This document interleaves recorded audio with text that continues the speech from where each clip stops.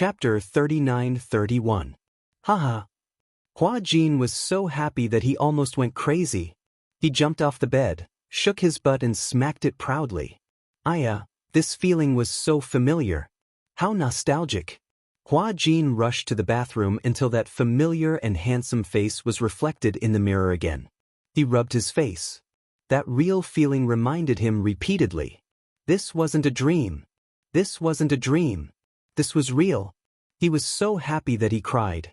Then Hua Jin touched his body from head to toe. There was a sense of excitement that came from regaining what he had lost. In order to prove once again that this wasn't a dream, Hua Jin gave himself another hard slap.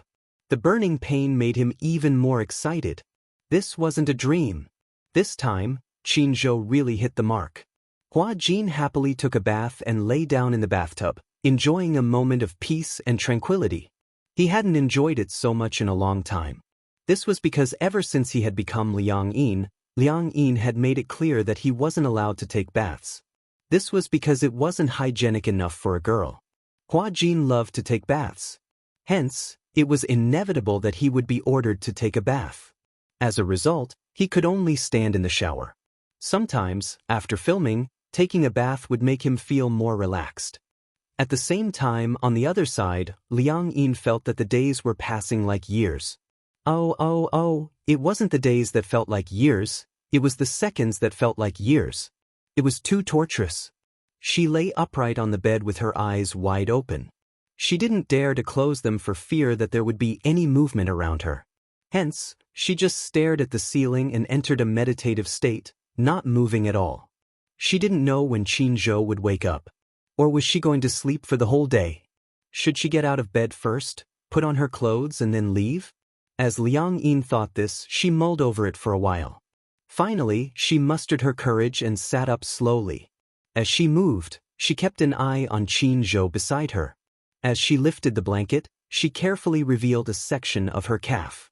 Xianxia suddenly turned over and his eyelids moved. He's actually awake? Liang Yin was dumbfounded. Xianxia turned around just in time to see Liang Yin sitting up. The latter subconsciously tightened her bathrobe around her and pretended to be calm. She planned to pretend that she was still Hua Jin and that she had not switched roles yet. He's awake? Xianxia raised his arm and rested his head on it. He raised his eyebrows and suddenly smiled. Why don't you sleep a little longer? Liang Yin subconsciously tightened her bathrobe and said awkwardly, "Oh, I'm already awake." Noticing that she was a little shy, Xianxia keenly furrowed his brows and was a little suspicious. Hua Jin was not like that. Although Hua Jin was wearing a bathrobe without any protective measures inside, when he was lying on the same bed as him, he was still carefree and didn't seem to mind at all. On the other hand, Liang Yin in front of him was acting shy but pretending to be calm. With just one look, Xianxia was a little suspicious. She was Liang Yin and not Hua Jin. After being in the entertainment industry for so many years, there were ups and downs. What kind of world had he not seen and what kind of people had he not met? He had long cultivated a smooth and slick mind, especially his eyes, which were very sharp. He was also quite good at judging people. Chapter 39-32. After being in the entertainment industry for so many years, he had experienced all kinds of ups and downs. He had seen all kinds of people and had long trained himself to be smooth and slick in dealing with people. He was also very good at reading people. Back then, when Hua Jin told him about this, he was skeptical. He believed it because he had a sharp eye for people and could clearly feel that Hua Jin was different. He was skeptical because this matter didn't make sense. It wasn't something that could be explained with the knowledge that he had accumulated over the years. But now, Liang Yin gave him an obvious feeling that something wasn't right. If it were Hua Jin, he definitely wouldn't have reacted this way. Xianxia was a little suspicious and called out tentatively, "Hua Jin." Liang Yin froze for a few seconds before she reacted. She turned around and smiled. Instinctively, she ran her fingers through her hair. Yes. Xianxia frowned when he saw her running her fingers through her hair. Only girls would run their fingers through their hair. Usually, girls cared more about their appearance than men, especially their hairstyles. Although some men were more shameless, at least when it came to Hua Jin, he would never do such a thing. Thus, Qin Zhou became more suspicious. Could it be that Hua Jin and Liang Yin had swapped identities? However, Qin Zhou naturally wouldn't ask directly. Instead, he leaned back and deliberately asked some irrelevant questions. How do you feel? Yesterday, you cried for a long time. Did I hurt you? Liang Yin didn't quite understand at first. However, when she repeatedly thought about Qin Zhou's words, her heart suddenly started to race. Cried for a long time? What the hell was going on? Actually, Liang Yin hadn't reacted yet. She was a little suspicious about what had happened between her and Qin Zhou yesterday. Her thoughts were already in that direction. Now that Qin Zhou had pointed it out, she started to become more suspicious. Actually, as long as one was a little smarter, they would be able to see through Qin Zhou's probing. First of all, it was Hua Jin who was lying beside Qin Zhou last night. No matter what happened, Hua Jin would never accept another man. Moreover, even if something really happened, Hua Jin was a man. Would he cry like a woman? Secondly, Qin Zhou knew that it was Hua Jin in his body. As a man, no matter how beastly he was, he wouldn't make an example out of Hua Jin. However, Liang Yin was too nervous. She was too concerned about what had happened last night. She was too concerned about it. In fact, after Hua Jin went to bed yesterday, Qin Zhou went to bed. By the time he lay down, Hua Jin had already fallen asleep. Initially, Qin Zhou wanted to get another blanket. However, after tossing and turning, the blanket was too thin. After all, he lived alone and didn't pay much attention to it. The heater was also on in the room. Therefore, he fell asleep just like that. He knew to be careful and avoid it. Hua Jin didn't avoid it at all. He didn't even tie the knot of his bathrobe tightly. It was a little loose, so Qin Zhou slept with his back facing him. Although he knew that it was Hua Jin, he was a man after all. He had some guts. Moreover, Liang Yin was also very beautiful. It was hard not to be tempted by her lying beside him. Out of sight, out of mind. Hence, with that thought in mind, he decided to sleep with his back facing Hua Jin. Chapter 39-33. That night, Qin Zhou prided himself on being a gentleman. He remained calm and unruffled Hua Jin's arms around his waist. It was said that if something happened between a man and a woman in bed, the man would be a beast.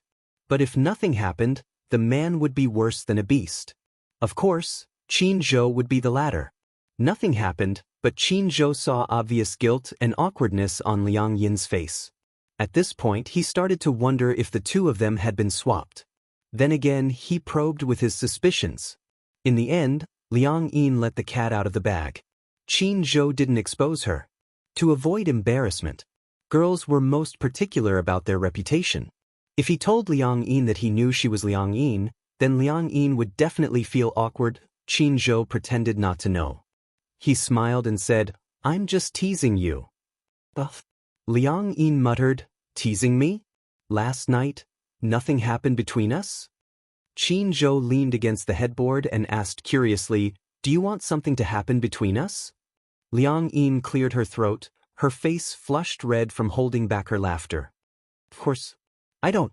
Moreover, Qin Zhou crossed his arms and asked curiously, "If something really happened, wouldn't you feel it?" Liang Yin said innocently, "Why would I feel it? Moreover, I don't know how I would feel if something happened." Qin Zhou smiled and didn't say anything. Instead, he got off the bed. As he buttoned up his shirt, he said, "All right, have your breakfast and go home."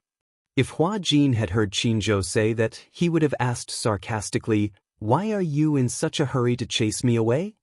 But now, Liang Yin nodded like a chick pecking at rice. "Oh, I got it." Liang Yin went into the bathroom, washed her face and brushed her teeth. When she came out, she took her clothes from the clothes rack. Although she didn't like the fact that she didn't have a change of clothes, however, it was better than running around naked. Hua Jin. Liang Yin gnashed her teeth in anger. He would settle the score with this fellow when he got back. After putting on her clothes, Liang Yin walked out of the bedroom and heard the sizzling sound of oil coming from the kitchen. The apartment was a bachelor apartment. The kitchen was semi-open and there was a bar counter. Qin Zhou was wearing an apron. There was a frying pan on the induction cooker. Ding! 4 pieces of toast popped out of the toaster stove beside it. Take a seat. Qin Zhou's hearing was amazing. Even though his back was facing Liang Yin, he knew that she was walking over. Liang Yin sat down in front of the counter in a daze. After a while, Qin Zhou turned around and placed a tray in front of her. He gave her 3 bottles of jam, blueberry jam, condensed milk, and peanut butter. I don't know what flavor you like, but these 3 flavors are my favorite. As Qin Zhou said this, he placed the 4 pieces of toast on her tray and pushed a glass of warm milk in front of her. Holding the frying pan, he carefully placed the sweetened poached eggs on the tray. Liang Yin was flattered. I have breakfast the moment I wake up. Just nice, I'm hungry. I have 2 slices of bread, a poached egg, and a bottle of milk every day. Qin Zhou also prepared his portion and sat in front of the counter, facing Liang Yin. Do you need anything else? Chapter 39-34. Actually, I didn't have the habit of eating breakfast in the past. But there was a period of time when my stomach wasn't feeling well, so I just ate it carelessly every day. Not carelessly at all. Liang Yin immediately said, I think this breakfast is very exquisite. Exquisite? It's all done casually. It's already very exquisite. At least, I can't make this kind of poached egg. Liang Yin liked the sweet poached egg very much. The soft yolk was easy to poke, and coupled with the fragrant white, she didn't have such skills. But, how did you make such a heart-shaped shape? Qin Zhou looked at her as if she was an idiot. There's a special grinding tool. Oh. Liang Yin also realized that her question was too stupid. She knocked her head in annoyance and looked around curiously as she ate her toast. Seeing that there was an oven in the kitchen, she asked in surprise, You know how to use an oven? Yeah. When I'm bored, I like to think about baking. You know how to bake? Liang Yin was even more surprised. You're really a good family man. Qin Zhou smiled. A necessary skill for a single man. Because I don't have a girlfriend, I have to do everything myself. Liang Yin didn't know why, but her face blushed again and she lowered her head shyly. She felt a little embarrassed. She actually liked Qin Zhou quite a lot. It was just that she didn't seem to be a qualified girlfriend. In terms of cooking, she didn't seem to have any talent. Even the most basic instant noodles would be boiled dry sometimes. Even if she really became Qin Zhou's girlfriend, she would probably be despised. She only knew how to do the housework, but she didn't know how to cook. Yeah. She decided. She wanted to learn how to cook. There was a saying that went, to capture a man's heart, you must capture his stomach. Liang Yin made up her mind. She looked up, intending to ask for more information. Do you have an ideal type? Qin Zhou looked up, looked at her deeply, and said meaningfully, We're all men, so our ideal type should be roughly the same. I don't understand. Everyone's aesthetic and ideal type is different. Black hair, waist length, beautiful, big breasts, perky but nothing more. When Liang Yin heard that she wanted a big boob, she said sourly, I heard that women with big boobs are more brainless. It's okay. My woman doesn't need brains. It's best if she's pretty, sweet, and lovable. As long as she's as beautiful as a flower, I'll take care of her. With Qin Zhou's words, Liang Yin felt that she had no chance. She instinctively lowered her head and glanced at her own. C can't be considered big. It could only be considered normal. Shallow. Liang Yin complained. Qin Zhou smiled and smeared the toast with blueberry jam. Then, he curled his lips meaningfully. Men are all superficial. Liang Yin. Qin Zhou paused for a moment before continuing, however, if you're particularly outstanding in other aspects, even if you don't have a devilish figure, it's not impossible to make an exception for you. For example? The kind that knows how to act coquettishly. Acting coquettishly? Liang Yin was a little surprised. You like girls who act coquettishly? Girls who act coquettishly are the cutest. I don't like girls who act coquettishly. Chapter 39-35. Liang Yin licked her lips but did not say anything. She touched her cheeks as if she did not know how to act coquettishly. Qin Zhou took the last bite of his toast and glanced at her. He rubbed his fingers to clean the breadcrumbs on them. Do you still want milk? A cup of warm milk in the morning is better for the stomach. Liang Yin stared blankly at Qin Zhou as he stood up. For a moment, she could not shift her gaze away. Hiss! In front of the mirror, Hua Jin picked up the mousse and sprayed it on his blow-dried hair. He carefully combed and styled his hair. He wrapped a towel around his waist. As he combed and styled his hair, he noticed from the corner of his eye that his chest muscles had shrunk a little. Tisk! It had only been a while, but Liang Yin did not pay attention to training. Even her chest muscles had shrunk a little. Good part. Pain. Damn it, he had trained for so long to develop such poor chest muscles, but it had caused Liang Yin to lose them. How infuriating! Hua Jin pinched his chest, feeling a little dispirited. It's okay. Since it's back now, I'll start training again later. Hua Jin touched his chest again and checked his abdominal muscles. Fortunately, his abdominal muscles did not shrink. He was extremely lucky. Ding dong. The doorbell rang. Hua Jin poked his head out and looked in the direction of the door. Could it be that Liang Yin had returned? He walked to the door and looked through the peephole. He almost suffocated when he saw who it was. Gong. He had just uttered a word when he covered his mouth tightly. Gong Jia. Why is it him? What is he doing here? Hua Jin leaned on the door again and peeked through the peephole, only to see Gong Jia staring fixedly at the peephole. It was as if the man could see him through the peephole. For a moment, he felt that he had nowhere to hide. He had to pretend that he was not here. Hua Jin turned around and tiptoed back to the living room, pretending that he was not here. Bang! A loud sound was heard. Gong Jia kicked the door hard. Open the door! Hua Jin shuddered violently, and his shoulders shrunk subconsciously. He clenched his fists in grief and indignation. Outside the door, Gong Jia said lazily, Hua Jin, I know you're inside. How did he know? Could it be that he had X-ray vision? Hua Jin turned around suspiciously and bit his lip nervously. This Liang Yin, this pig of a teammate, did she really confess to Gong Jia? Hua Jin had always felt that Liang Yin must be joking with him. If it was a joke, why did the Gong Jia come to the hotel? Open the door. Gong Jia said again, I'm warning you, my patience is limited. Hua Jin was flustered. He wanted to go back to the living room to get his coat and put it on, but no matter how hard he searched, he could not find where Liang Yin had left it. Gong Jia kicked the door again, looking like he was about to break in. He ran his fingers through his hair, walked to the door, and took a deep breath. Only then did he muster up the courage to open the door. Then, with a smile that he thought was extremely bright and friendly, he looked at the man outside the door. Master Jia. The brighter Hua Jin's smile was, the darker Gong Jia's face became. Outside the door, Gong Jia looked Hua Jin up and down. He was half naked with a towel wrapped around his waist. His hair was carefully combed, and the smile on his face was as fake as it could be. Chapter 39-36. No, I didn't. Then why did you wake up so late? Hua Jin immediately yawned and pretended to be sleepy.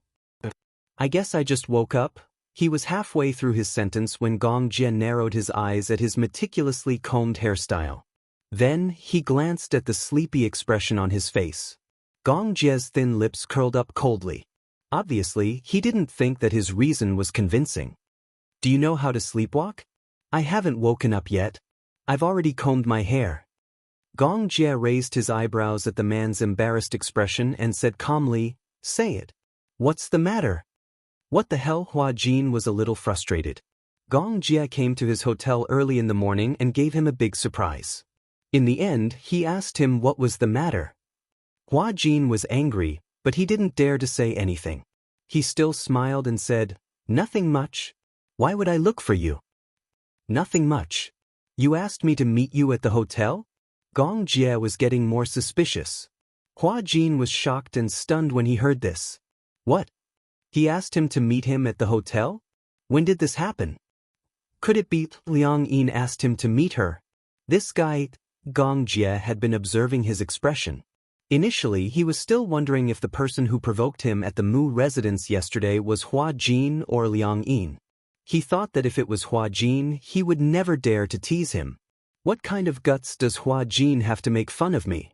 However, Gong Jie was now completely sure that the person who was spouting nonsense at the Mu residence yesterday was Hua Jin.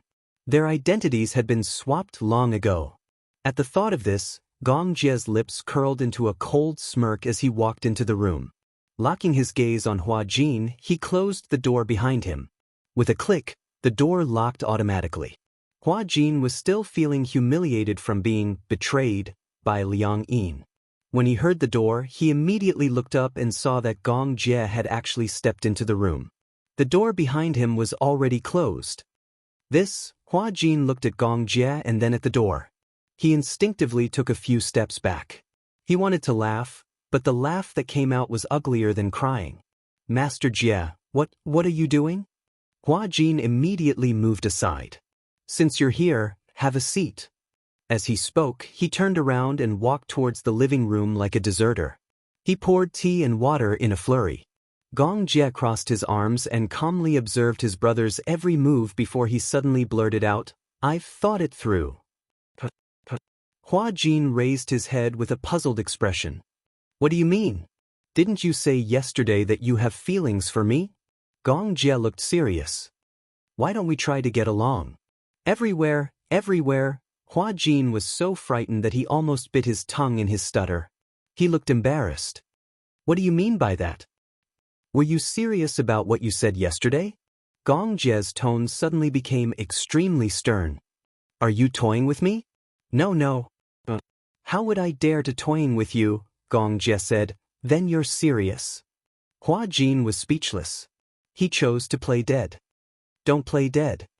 Gong Jie harumphed coldly. He walked straight to the sofa and sat down. Patting his thigh, he said, Come here. Chapter 39-37. Was this the rhythm of letting him sit on his lap? Even if he really wanted to do something, wasn't this rhythm a little too fast? Hua Jin was a little confused by Gong Jie's words. I told you to come over. Oh, Hua Jin did not dare to go against his wishes. He walked over fearfully and sat upright on Gong Jie's lap. He felt that the chill from the iceberg behind him was getting more obvious. Did I ask you to sit on my lap? Hua Jin was so scared that he shivered, but he wanted to cry but had no tears. Weren't you the one who slapped your thigh and asked me to sit? Wasn't that what you meant? Even if you were summoning a dog, you couldn't just give out commands. He shuddered in fright and subconsciously tried to shift his butt onto the sofa. Gong Jie, however, gripped his waist in displeasure, and he could no longer move. Gong Jie leaned close to his ear and whispered, Are you that impatient? His charming breath brushed against his face, as if countless cat claws were scratching him, itchy and hot. Hua Jin was a little depressed. What do you mean impatient? What else? Gong Jie asked calmly. Why else would you sit on my lap so intimately? Why, are you playing hard to get and now you want to seduce me? When Hua Jin heard this, he flew into a rage out of humiliation, but he did not flare up. He held back his anger and said indifferently, If you're really such an upright person, how could I seduce you? Unless you like men too? That's impossible. Why is it impossible? Gong Jie raised his eyebrows and gently pinched his face. How do you know that I'm not interested in men? Maybe it's just like what you said, I haven't fully developed it. Maybe what you said yesterday has developed me. This action was so intimate that Hua Jin was instantly like a frightened cat, his hair standing on end. What do you mean? Didn't you say yesterday that you like me not because you like men but because the person you like is a man? Gong Jie hugged Hua Jin's waist affectionately. Didn't you say yesterday that you like me not because you like men but because the person you like is a man? Did he say that? It must have been Liang Yin again. Hua Jin's face darkened even more. Once again, he deeply experienced what it meant by extreme joy begets sorrow. I didn't say those words yesterday. Do you believe me? As Hua Jin spoke, he looked at Gong Jie with a sincere expression. But he saw Gong Jie staring at him coldly. Hua Jin, all right then. Forget it if you don't believe me. Hua Jin said angrily, Anyway, I didn't say those things. Liang Yin said those things to you on purpose to get back at me. I'm innocent. I've always found it strange. What's strange? Tell me, what kind of man would make another man blush? Unless there's something wrong with it. Gong Jie came to this conclusion. Hua Jin was speechless. There's nothing to be afraid of admitting that you like a man. When Hua Jin heard that, he was even more speechless. He stood up angrily and said, "Anyway, you won't believe me no matter what I say. It's superfluous to explain." Hua Jin was about to leave, but Gong Jie held on tightly to his waist. Let go. Chapter 39-38. This scene frightened Hua Jin quite a bit. Gong Jie did not put all his weight on him. However, when Hua Jin's gaze fell on his face, it was as if his cold eyes were going to burn through his face. Hua Jin was about to speak when he heard a beep. The door opened. Liang Yin swiped the room card and walked into the living room. However, when she stepped into the living room, she saw the scene on the sofa. She was instantly dumbfounded. What was going on? She was caught off guard and saw such a scene. Hua Jin was also stunned. He did not expect that Liang Yin would come back at this time. She had the room card with her, but she did not expect that Liang Yin would come back at this time. He was stunned for a moment. When he came back to his senses, he immediately became unusually angry. Liang Yin. He yelled at her sternly. Liang Yin instantly felt that things were not going well. In a short period of time, she immediately regained her train of thought. Yesterday at the Mu residence, she had arranged to meet Gong Jie at the hotel. She had said that she had something important to discuss with him. Initially, she had wanted to use this opportunity to intimidate Hua Jin. She did not expect that Gong Jie would really come back. In the end, she did not expect that Gong Jie seemed to take it seriously. Liang Yin shrunk her shoulders and immediately turned around, wanting to escape. Gong Jie turned around and looked at Hua Jin, who was struggling to get up. Liang Yin, you're not allowed to leave. Come back and explain everything to me. Before he could finish his sentence, Liang Yin opened the door and slipped out. She did not forget to close the door behind her. Bang! A loud sound was heard. The door was shut. Hua Jin's face became even more distorted. This Liang Yin was a fraud. A fraud. He wanted to strangle her to death. Gong Jie looked at Hua Jin's reaction and then looked at Liang Yin's guilty look. He was not stupid. Since he was the leader of Hurricane and had outstanding IQ, he naturally figured out what was going on. It seemed that the person who had confessed to him yesterday was really Liang Yin. Maybe this was a prank aimed at Hua Jin.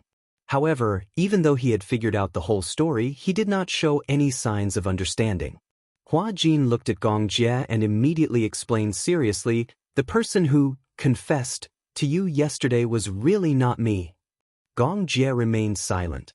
His eyes, which were as deep as an ancient pond, were devoid of any ripples. Hua Jin felt a little hopeless. Gong was so smart that he could not figure out what was going on. He had already explained it this way.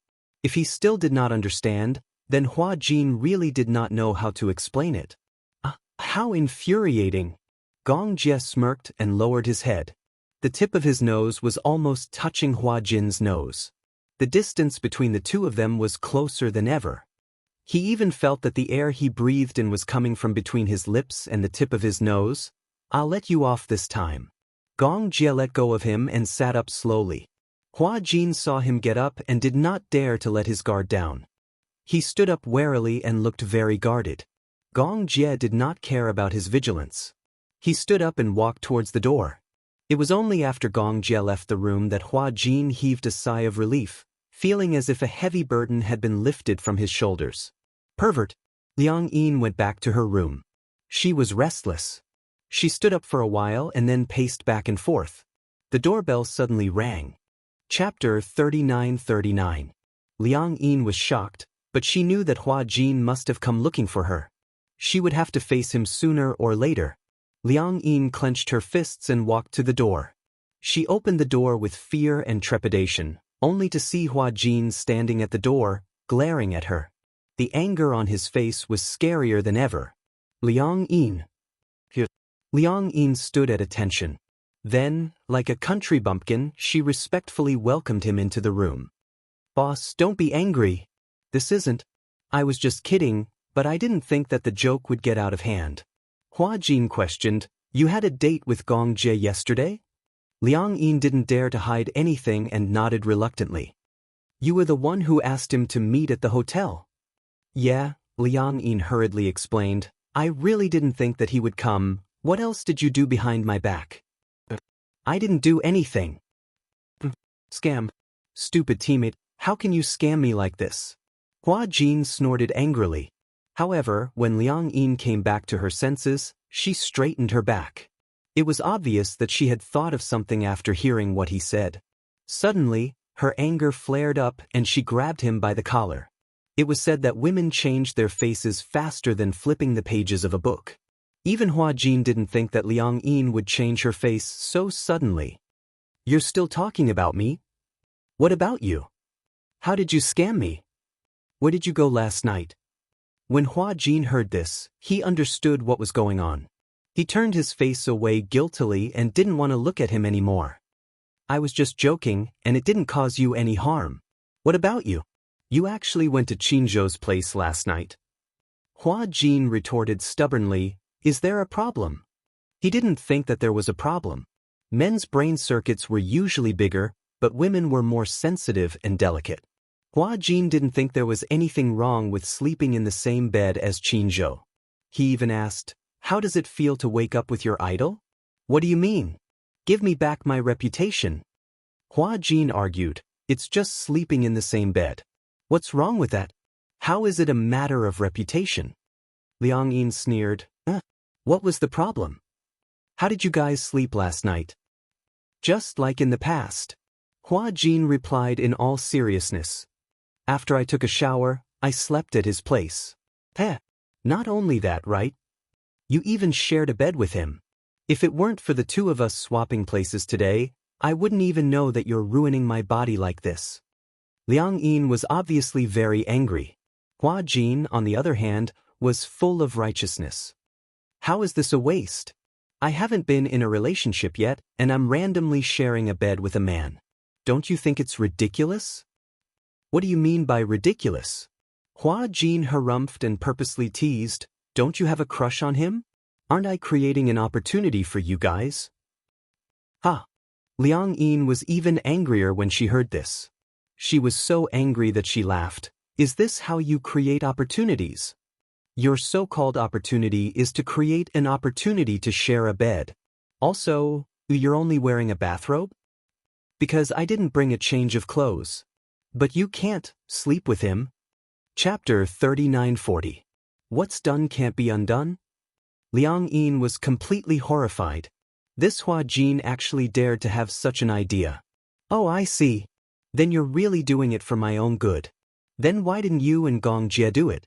Pounce on him? Speaking of which, when I opened the door just now, I found you and Gong Jie on the bed. Did I interrupt your progress?" It would have been better if she hadn't mentioned this. The moment she did, Hua Jin was instantly enraged. "You still dare to talk about it? Let me ask you, why did you ask Gong Jie out at the hotel? What's your motive?"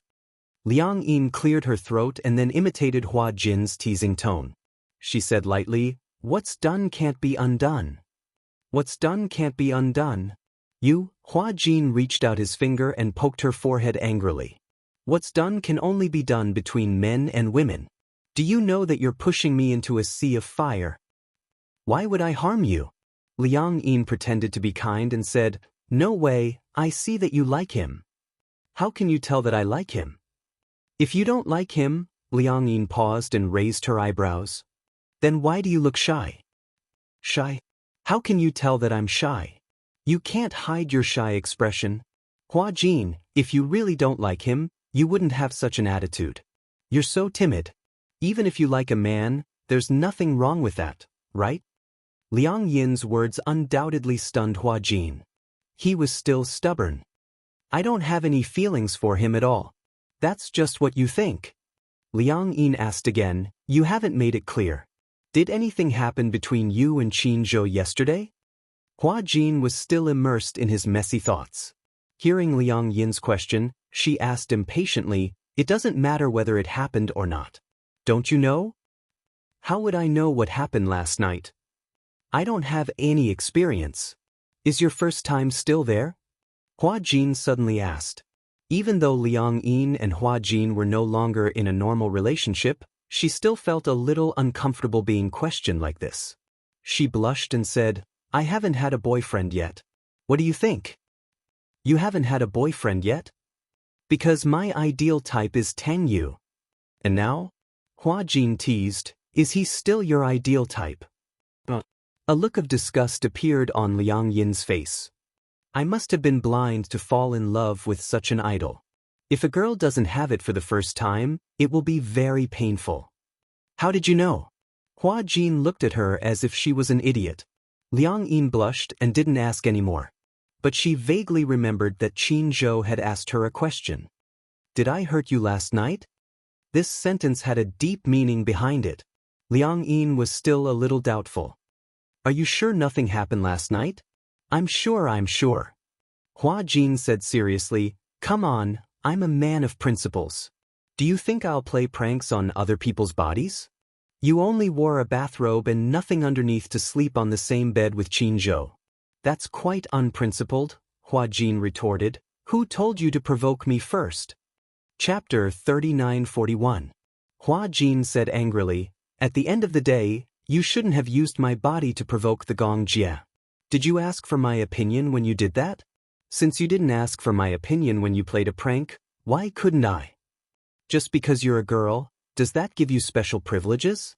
People should learn to put themselves in other people's shoes, what should be done and what shouldn't be done. Since you said that two people should be responsible for each other, then did you do it? Liang Yin was speechless. Initially, she hadn't taken this matter to heart. However, after Hua Jin's reminder, she suddenly realized that she had indeed gone overboard with what she had done. I'm sorry, Liang Yin immediately apologized. I didn't think that you would mind so much. Anyone would mind. Hua Jin continued, yesterday, nothing happened between Qin Zhou and me, I only tried to sound him out. But he's so smart that he immediately guessed that I was trying to sound him out for you. Don't worry, even if the two of us slept on the same bed, nothing substantial happened, so it wouldn't be a big deal. But you said that you actually stole a kiss from the Gongjie? You said that I went overboard, but I haven't said that you did.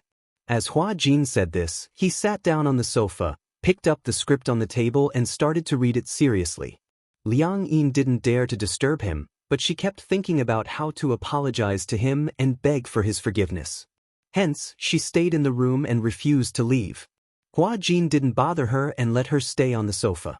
He hadn't memorized the script before, but since he had switched back, he had to memorize the script properly since they were going to shoot tomorrow. Unknowingly, it was already noon. Hua Jin finished memorizing a few pages of lines. When he lifted his head to stretch his body, he realized that Liang Yin was curled up on the sofa and had already fallen asleep.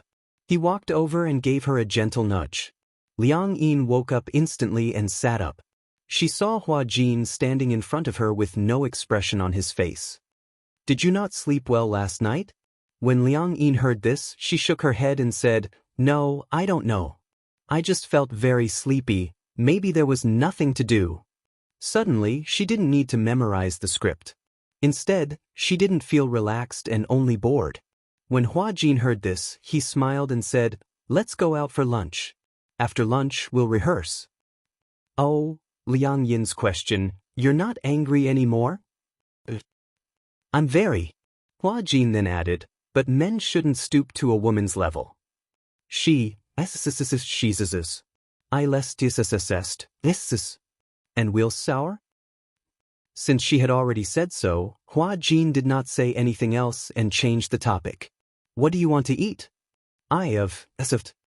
Okay. All right. At the mention of pizza, Liang Yin suddenly smiled mischievously and said, Boss, I'm working for you. You haven't paid me yet. Hua Jin took out his cell phone and asked, Do you still remember your bank account number? Yeah, I remember. Give it to me. Are you going to pay me? Chapter 3942. Hua Jin said generously, I'll transfer the money directly to your account. Liang Yin gave him her bank account number. Hua Jin held his cell phone. After a while, Liang Yin's cell phone beeped with a notification that the money had been transferred to her account. Liang Yin picked up her cell phone and glanced at it. It was a notification from her account that she had received $1 million. She was so shocked that her eyes widened. 1 million? Yeah. So much. Liang Yin had never seen so much money before and was dumbfounded. $1 million. She had only acted in a few scenes for him to earn so much money. Liang Yin felt that this money was like a pie that had fallen from the sky. You acted in 2 episodes for me. I told you before that we'll split the pay in half. $1 million for 2 episodes. As Hua Jin said this, his lips curled into a smile. Moreover, you acted very well. You deserve this pay. Liang Yin hugged her cell phone in surprise, her face full of happiness. Seeing her expression, Hua Jin couldn't help but laugh. Do you feel like you've suddenly become a nouveau riche? Ah, did you know? Some people in my hometown demolished a few hundred square meters of private property. Guess how much it cost to demolish it? How much? $800,000. Hua Jin expressed his surprise. What kind of remote place is your hometown? Why is it only $800,000? Anyway, it's not far from the capital. But it's been developed into a highway. After all, to Liang Yin, getting $1 million after acting in such a small role was undoubtedly the same as winning the lottery. As Liang Yin said this, she stood up and patted Hua Jin's shoulder generously. Let's go, I'll treat you to pizza today. Yo, Boss Liang is so generous. There was a Western restaurant in the film studio complex. It was very secretive. Basically, it was a private room. Most paparazzi wouldn't be able to sneak in. Hence, most celebrities liked to dine at this Western restaurant. On the way, they bumped into some celebrities. When they saw Hua Jin, they greeted him respectfully. Although Hua Jin wasn't considered a veteran actor in the entertainment industry, his acting skills were one of the best among the new generation of male idols. The producers and directors in the industry thought highly of him and he had many roles. At the entrance of the Western restaurant, they bumped into the assistant director of Heavy Snow. Usually, in a film crew, most of the assistant directors were in charge of casting. Upon seeing Hua Jin, the assistant director grumbled to him. Something happened in the production crew recently. What happened? Hua Jin could not help but express his concern when he saw the assistant director's frown. Didn't you know? Li Jin was kicked out. It flew. Hua Jin was a little surprised. Oh, speaking of which, who is Li Jing? Oh, the director knew that Hua Jin usually did not get close to other actresses, so he mentioned, she's the one who played Gu Huanyao. And Auntie? In the production crew, although Li Jin looked younger, she was still old. Hence, everyone in the crew called her Thi. Why was she kicked out? Chapter 3943. The assistant director's face was full of worry as he said, Look, we've been choosing and choosing, but we haven't picked anyone. Liang Yin stood at the side, bored to death. She was sizing up the people coming and going. On average, 1 out of 5 people was a big star. She watched them with great interest. Usually, she wouldn't have such an opportunity to be in close contact with these big stars. She would only catch a few glances on TV. At the film studio, any one of them would be a star. Liang Yin was already used to it. It wasn't like her first day on set, when she was surrounded by big stars and felt a little uneasy. Now, she had a normal attitude toward stars. She felt that these stars were good at acting and were pretty, but they were actually no different from ordinary people. Especially after spending so much time with Hua Jin, she felt that stars were also ordinary people. It was just entertainment that gave them the halo of idols. Hua Jin chatted with the assistant director for a while, then he turned around and called out to Liang Yin, Liang Yin, go in. Liang Yin turned around, nodded, and walked towards Hua Jin. Seeing Liang Yin beside Hua Jin, the assistant director's eyes lit up. Hua Jin, who is this? Oh, Hua Jin introduced her, my assistant. Are all your assistants so pretty? I don't remember you being this assistant before. Are you talking about Xiaoqi? Hua Jin got angry at the mention of Xiaoqi. Xiaoqi was currently doing advanced training at the company's headquarters. When she came back, he would find a chance to get rid of her. He was a very vengeful person. Especially after seeing Xiaoqi's ugly face, he was secretly certain that when he had the chance, he would get rid of her. The assistant director, on the other hand, was sizing up Liang Yin seriously. His gaze was full of admiration, and he praised her from time to time. "Your assistant looks quite like a star. What's her name?" Liang Yin smiled and introduced herself naturally. "Liang Yin." That's a good name." As the assistant director spoke, he smiled and asked Liang Yin, "Want to come for the audition? Now, there's an empty role in the production team, and we're worried that we can't find a suitable candidate." Liang Yin was a little surprised. She did not expect to be invited to an audition. When Hua Jin heard this, he was also a little surprised. However, he had originally thought that since there was an opportunity, he might as well let Liang Yin have a try. After all, her image was not bad and her acting skills were also very good. He belonged to the gifted type. He originally wanted to wait until dinner to ask for Liang Yin's opinion. But he did not expect that the assistant director would choose Liang Yin at first glance and invite her. Hua Jin also felt that Liang Yin could give it a try. "Are you willing?" As she was Hua Jin's assistant, the assistant director's attitude was more polite. Liang Yin glanced at Hua Jin, as if asking for his opinion. Hua Jin immediately said, "If you're willing, you can give it a try." Liang Yin smiled and said, "It's my honor." "That's good." The assistant director nodded and said, "Tomorrow afternoon, you will follow Hua Jin to the set and recite a few lines. If Director Gu sees it and says it's okay, then you'll pass." As the role of the female lead was not very important, the basic knowledge of lines and acting skills were not particularly demanding. It mainly depended on one's state and looks. Chapter 3944. The assistant director still had something to do. He said goodbye to Hua Jin and left in a hurry. Liang Yin watched as the assistant director left. She turned around and glanced at Hua Jin. She was obviously a little conflicted. "Audition? I didn't expect to receive an audition invitation." Hua Jin smiled and pushed the door open. As he walked towards the private room, he said, "Do you like acting? I didn't like it before, but after interacting with it, I find it interesting." When Hua Jin heard this, his lips curled into a smile. "Filming isn't that easy. In your eyes, you might think that acting is just about having a lot of money, a lot of fans, limitless glory, and everyone knows your name. But in reality, acting is not that simple. You might be slandered, spread rumors, or even be subjected to online violence. When people scold you, you can't talk back. Why? Because you're a public figure." Hua Jin said, "Even if you use a fake account to scold people, you'll still suffer a lot if the netizens find out. That's scary. But if you have a strong background, no one will dare to touch you." "I don't have a strong background." Liang Yin was a little scared. After all, she didn't particularly like acting. She was interested in acting because the pay was high and sometimes she felt that acting was quite fun. But if it was really as scary as Hua Jin said, she was a little scared.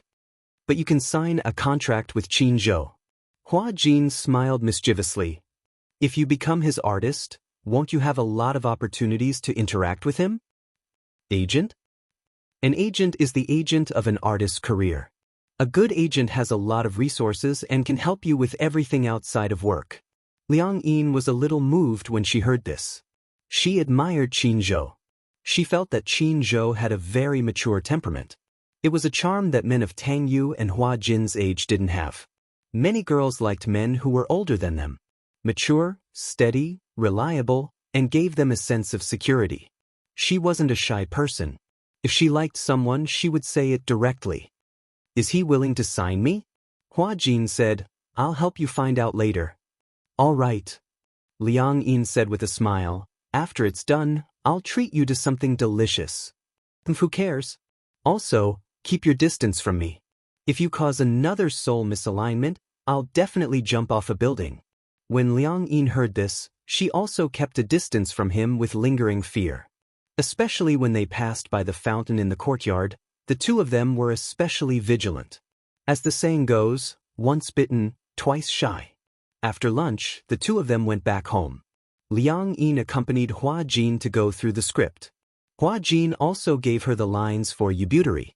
Liang Yin took it back and memorized it seriously. The next day, Hua Jin brought Liang Yin to the set. He acted, while Liang Yin was brought to the audition by the assistant director. When Hua Jin finished filming, he saw that Liang Yin was already sitting in the waiting area. However, her expression was a little strange. It was indescribably strange. He walked over and asked her, "How was the audition?" "It was okay." "Okay." This word seemed a little ambiguous. Liang Yin's expression was obviously not right. Chapter 39:45. Director Gu is quite satisfied with me, but the assistant director said that I did well in the audition. However, there is another person who wants the role. If I want to act, I have to go through a second round of auditions. A second round of auditions? When Hua Jin heard this, he didn't think much of it. Usually, there is only one round of auditions.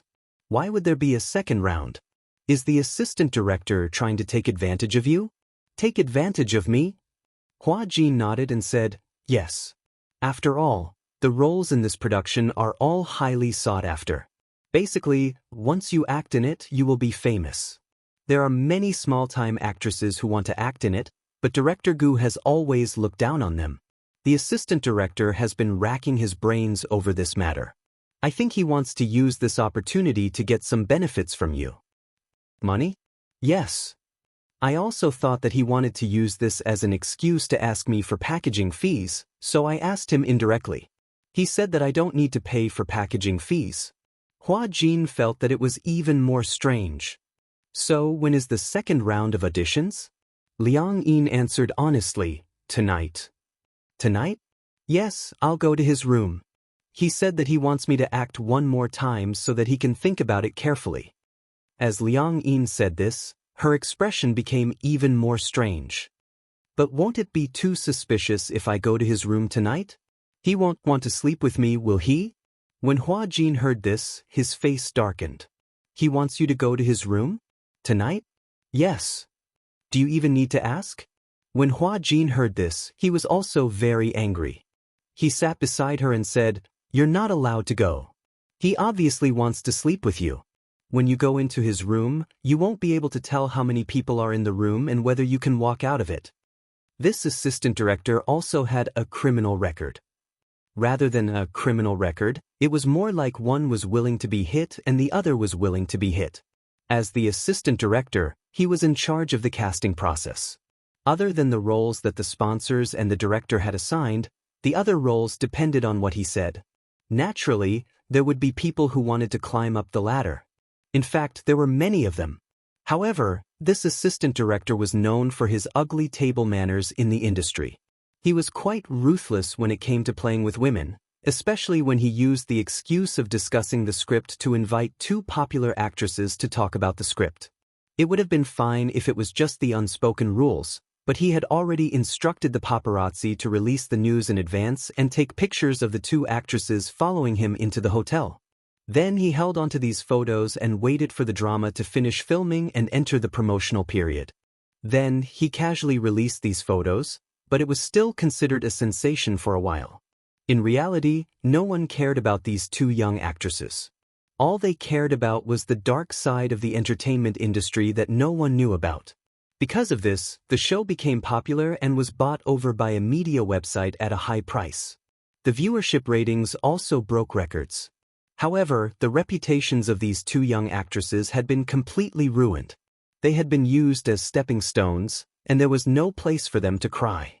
Later on, she had plastic surgery, changed her name, and took on a few dramas, but they were all lukewarm. As for this assistant director, because of the unbreakable publicity, he was still doing well. The entertainment industry was like this. It was an abyss of suffering. It was easy to dodge a spear in the open, but hard to defend against a stab in the dark. In order to rise and fall in the industry, it depended on who was ruthless enough. Usually, those who stood at the top were those who could go all out. Chapter 39:46. Liang Yin still had a lingering fear when she heard this. Luckily, she had reported this matter to Hua Jin in advance because she also felt that it was quite suspicious. That was why she had her suspicions and told Hua Jin about it. She didn't expect that there would be so much involved. Then I won't go. Liang Yin knew that this opportunity was very precious. If she didn't go, she might even offend the assistant director. However, she really didn't want to come into contact with such things. If this was the price to pay for being famous, she was willing to give it up. Sigh. Liang Yin had underestimated her own experience. Hua Jin saw her disappointed look and comforted her. It's okay. It's not like this role is the only thing you want. Later, I'll ask Qin Zhou to see if there are any vacancies in the cast. No need. Liang Yin smiled and said, actually, I think being an assistant is pretty good. I can help you with the scenes and also be a bystander. In this industry, there were often some shocking things that could be gossiped about. Although it was quite world-shattering, Liang Yin was used to it. She enjoyed the gossip. Hua Jin didn't take it to heart. After all, Liang Yin didn't seem to take it to heart either. At night, Hua Jin was reading the script when his cell phone suddenly rang. He picked up the phone and realized that it was the assistant director. There were 2 assistant directors in the cast. One was in name and the other was in charge of casting and high-level affairs. His name was Meng Hao. Hua Jin didn't give him a contact number, but there was a group account in the cast. Looking at this account, Hua Jin recognized that it was Meng Hao. Usually, Meng Hao wouldn't call him unless it was something important. He guessed that this must have something to do with Liang Yin. When he picked up the phone, the other party asked directly, Hua Jin, what's wrong with your assistant? Didn't you say that there's an audition tonight? Why don't I see her? Also, I can't get through to her cell phone. Director Meng, I've heard about what happened today. I was the one who told Liang Yin not to go. Liang Yin is innocent. You can fool her, but can you fool me? Do you think I don't know what you're planning? In this industry, if you want to be in a film, you have to go all out. But Liang Yin is my assistant. Even if you want to give me face, you shouldn't do this. That's fine, but you actually came to me to ask for him? There was a deathly silence on the other side. After a long time, Meng Hao smiled. He naturally expected that Liang Yin must have told Hua Jin about this matter, so he didn't avoid it. After all, she was just an assistant. She expected that Hua Jin would at most turn a blind eye to it and not care about it. Meng Hao had taken a liking to Liang Yin. With Liang Yin's looks, it was definitely rare to see someone like her in the entertainment industry. Many celebrities in the entertainment industry had their looks altered, but they often looked like the product of an abortion line. This included the newcomers, who had undergone plastic surgery to look like popular actresses. Yun Shirshir, who had been popular for a while, had such a pure and innocent face. She was already a little tired of looking at all these faces. There weren't many natural beauties like Liang Yin. She was definitely a treasure. The more Meng Hao looked at her, the more he liked her. This is an inevitable process. You should know. Who doesn't come here at this time? If you can't even accept this, how can you stay in the entertainment industry? Chapter 3947. When he said this, Meng Hao was immediately displeased. Even his tone became lukewarm. Hua Jin, you're not ordinary now. You're famous. Don't forget how you got to where you are in the past. You're looking down on the unspoken rules. Don't you think that your unbearable past is a stain that you can never erase? Do you think that the past doesn't matter now that you're famous? Hua Jin is just an assistant. Do you have to be so protective of her? When Hua Jin heard this, his face turned pale. Then he retorted, Director Meng, let's talk about the facts. If you want to use the unspoken rules on my assistant, then let's talk about it openly. I can't say anything if a man and a woman are willing. But don't you think that's too disgusting to deceive her? Perhaps it was this word that enraged Meng Hao. My mother doesn't even think that you're disgusting. Who knows what kind of person your assistant is? She pretends not to know. But since she wants to be in this industry, don't she know how complicated it is?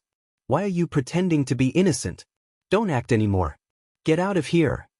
When Hua Jin heard this, he was completely enraged. If it weren't for people like you who break the rules of the industry, would actors like to be used by the unspoken rules? When one entered this industry, there were too many things that were beyond one's control. There were different levels of actors and actresses, And gradually, there was a foul atmosphere. It was these directors and capitalists who condoned this atmosphere that made many people willing to use the unspoken rules to get to where they were. As for those who truly had strength and principles, they were buried. Don't make it sound so nice. Aren't people like you just chasing after fame and fortune? Isn't that what you want? You're still pretending to be obedient after getting benefits? What a pompous statement. All right, that's enough. Meng Hao interrupted him impatiently. People like you are at the bottom of this industry. People like you deserve to please us. No matter how glorious you are, you'll be under us for the rest of your life. With that, the phone was hung up harshly. Hua Jin stood by the floor-to-ceiling window, holding his phone. He was so angry that he was trembling. Damn it. People like you, no matter how glorious you are, will be suppressed by us for the rest of your lives. These words were like a stab to his heart. Hua Jin clenched his fists. The old scars in his heart were ruthlessly torn open. Even the scabs and skin were badly mangled. Hua Jin, Liang Yin's weak voice suddenly came from behind. Hua Jin didn't dare to turn around and let her see him in such a sorry state. Liang Yin was just about to return the script when she heard Hua Jin arguing with someone through the door. Worried, she swiped the room card and heard Hua Jin and Meng Hao arguing. She felt especially upset when she heard that. She didn't know why, but when she looked at Hua Jin's lonely back, she actually felt an incomparable heartache. She walked over gently and held his shoulder carefully. Hua Jin, are you okay? Hua Jin shook his head and said, I'm fine. Liang Yin looked at him quietly, feeling a little upset. She remembered how Qin Zhou looked a little distressed when he talked about Hua Jin during breakfast in the morning. Actually, I don't manage artists anymore, but Hua Jin is the only one I've made an exception for. Chapter 3948. She didn't like Hua Jin in the past because there were rumors that Hua Jin acted like a big shot and bullied newcomers and actors in the same crew. That was just his defiance. Defiance against the rules of the entertainment industry. Defiance against those who were suppressing him. Unlike many other artists, he was forced to enter the entertainment industry. Even though he floated in the big dye vat that was the entertainment industry, he still managed to maintain the innocence of a child. Liang Yi knew about his past. No wonder he reacted so violently when he found out that the director had asked her to talk about the script at night. Liang Yi, I regret it. As Hua Jin spoke, he turned around with a sullen expression. You'd better never step into this industry. You can't afford to lose. He was the victim. So why did he have to drag Liang Yin into this? There was too much darkness and unfairness in this industry to begin with. Liang Yin shouldn't have stepped into this industry. Liang Yin paused for a moment and smiled. I used to think that you were a perverse and rebellious idle boy. Actually, Hua Jin, haven't you realized that you're a very gentle person? When Hua Jin heard this, he didn't understand why she said that. Gentle? Although you always say mean things, you've always been taking care of others. Thank you for thinking so much for me. Hua Jin and Liang Yin looked at each other and smiled. Liang Yin giggled and said, moreover, if I really enter the industry, many actresses won't be able to make a living. Hua Jin couldn't help but retort, what do you mean by that? Look, someone with good acting skills and good looks like me gets paid so cheaply. Isn't it obvious that I'm stealing their jobs?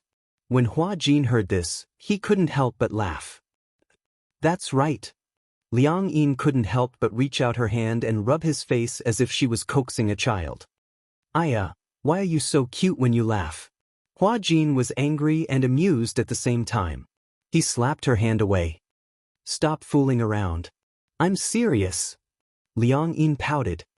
You should smile more. Hua Jin curled his lips into a half-smile and raised his hand to pinch her cheek.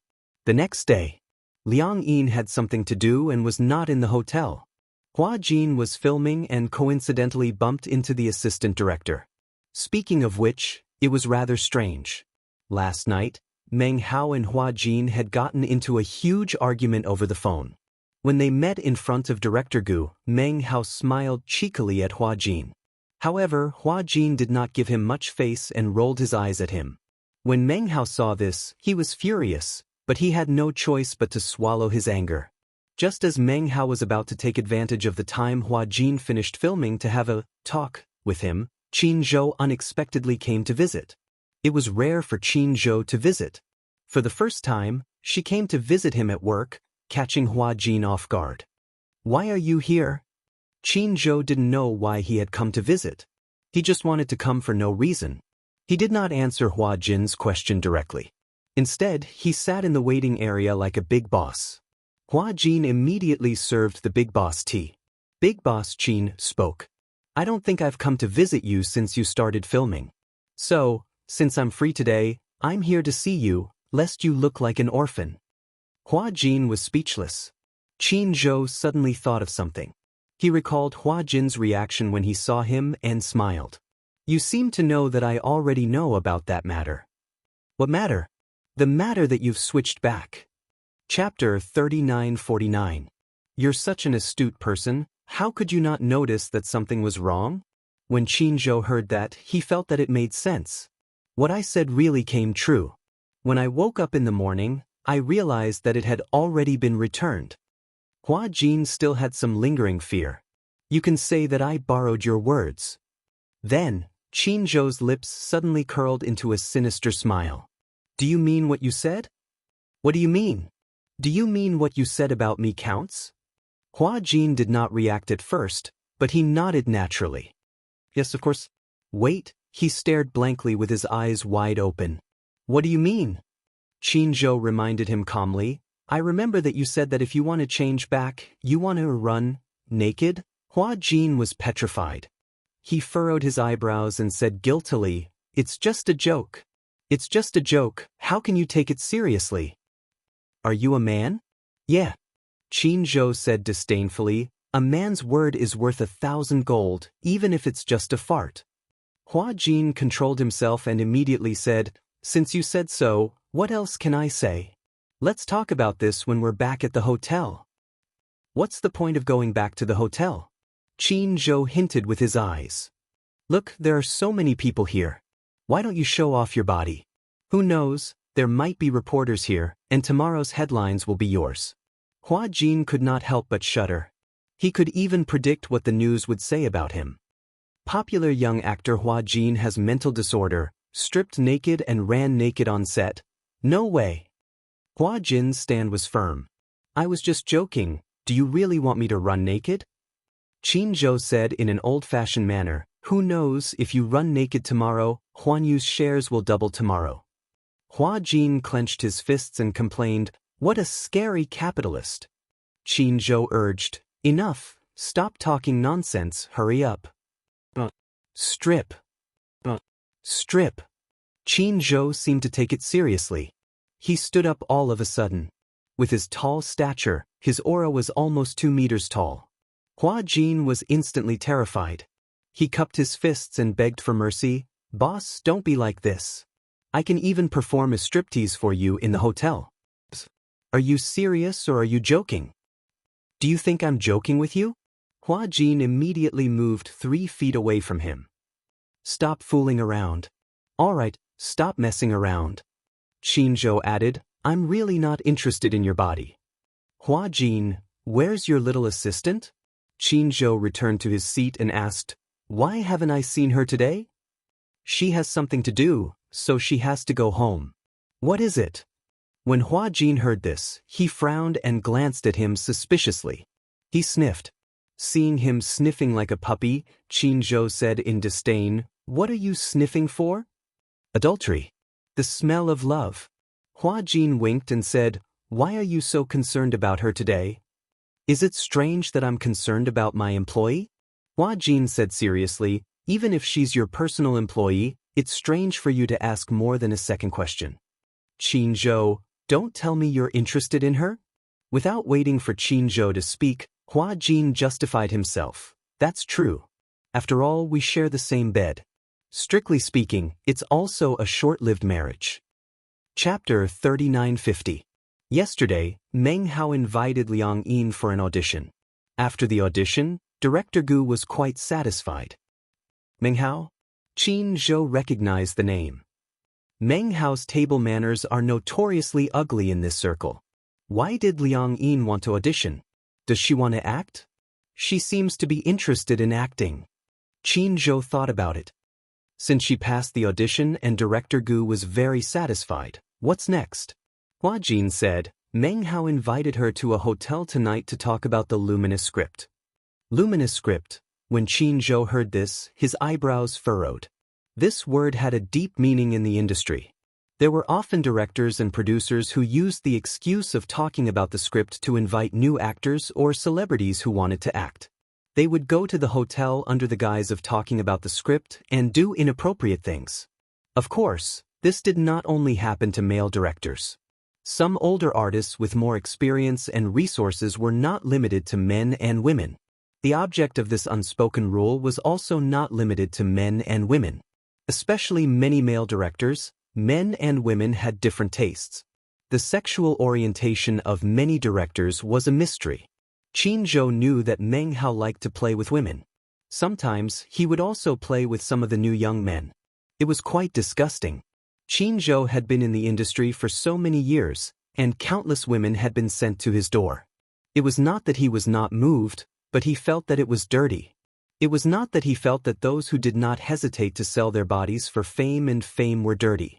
It was that he felt that this kind of transaction was too dirty. He did not touch it. Although walking by the river often, who would not wet their shoes? But Qin Zhou did not know what it was. It was as if he was made of steel, and his determination was extremely terrifying. However, there was one thing that everyone in the industry tacitly agreed on. No one dared to touch Qin Zhou's people. No matter how low their status was, as long as they were under Qin Zhou, no matter how crazy they would not dare to touch a hair on them. Therefore, many newcomers who signed with Huanyu dreamed of being under Qin Zhou. Because if they became Qin Zhou's artists, not only would the resources be explosively good, but they would also not have to go through those ugly unspoken rules. In this industry, even if they did not take the initiative to offer themselves, sometimes they could not help but be selected by the boss. They had to accompany him. If he didn't accompany them, it meant that he wasn't giving them any face. If it was light, they would withdraw their cooperation. If it was heavy, they would be banned from the internet. But Qin Zhou had the confidence and ability to do so. No one dared to do anything to his artists. Even if there were some that didn't know what was good for them, they would be beaten back in a few seconds. How dare Meng Hao? I wonder who Liang Yin belongs to? Although Liang Yin was only Hua Jin's assistant on the surface, since she was Hua Jin's assistant, Liang Yin's people were also his people. Meng Hao actually dared to have such an idea. No wonder he saw Meng Hao heading towards Hua Jin's resting place when he arrived. I had a fight with Meng Hao yesterday. What is it? He scolded me for not being tactful. Hua Jin was like a primary school student complaining to his teacher. He told Qin Zhou about his argument with Meng Hao last night.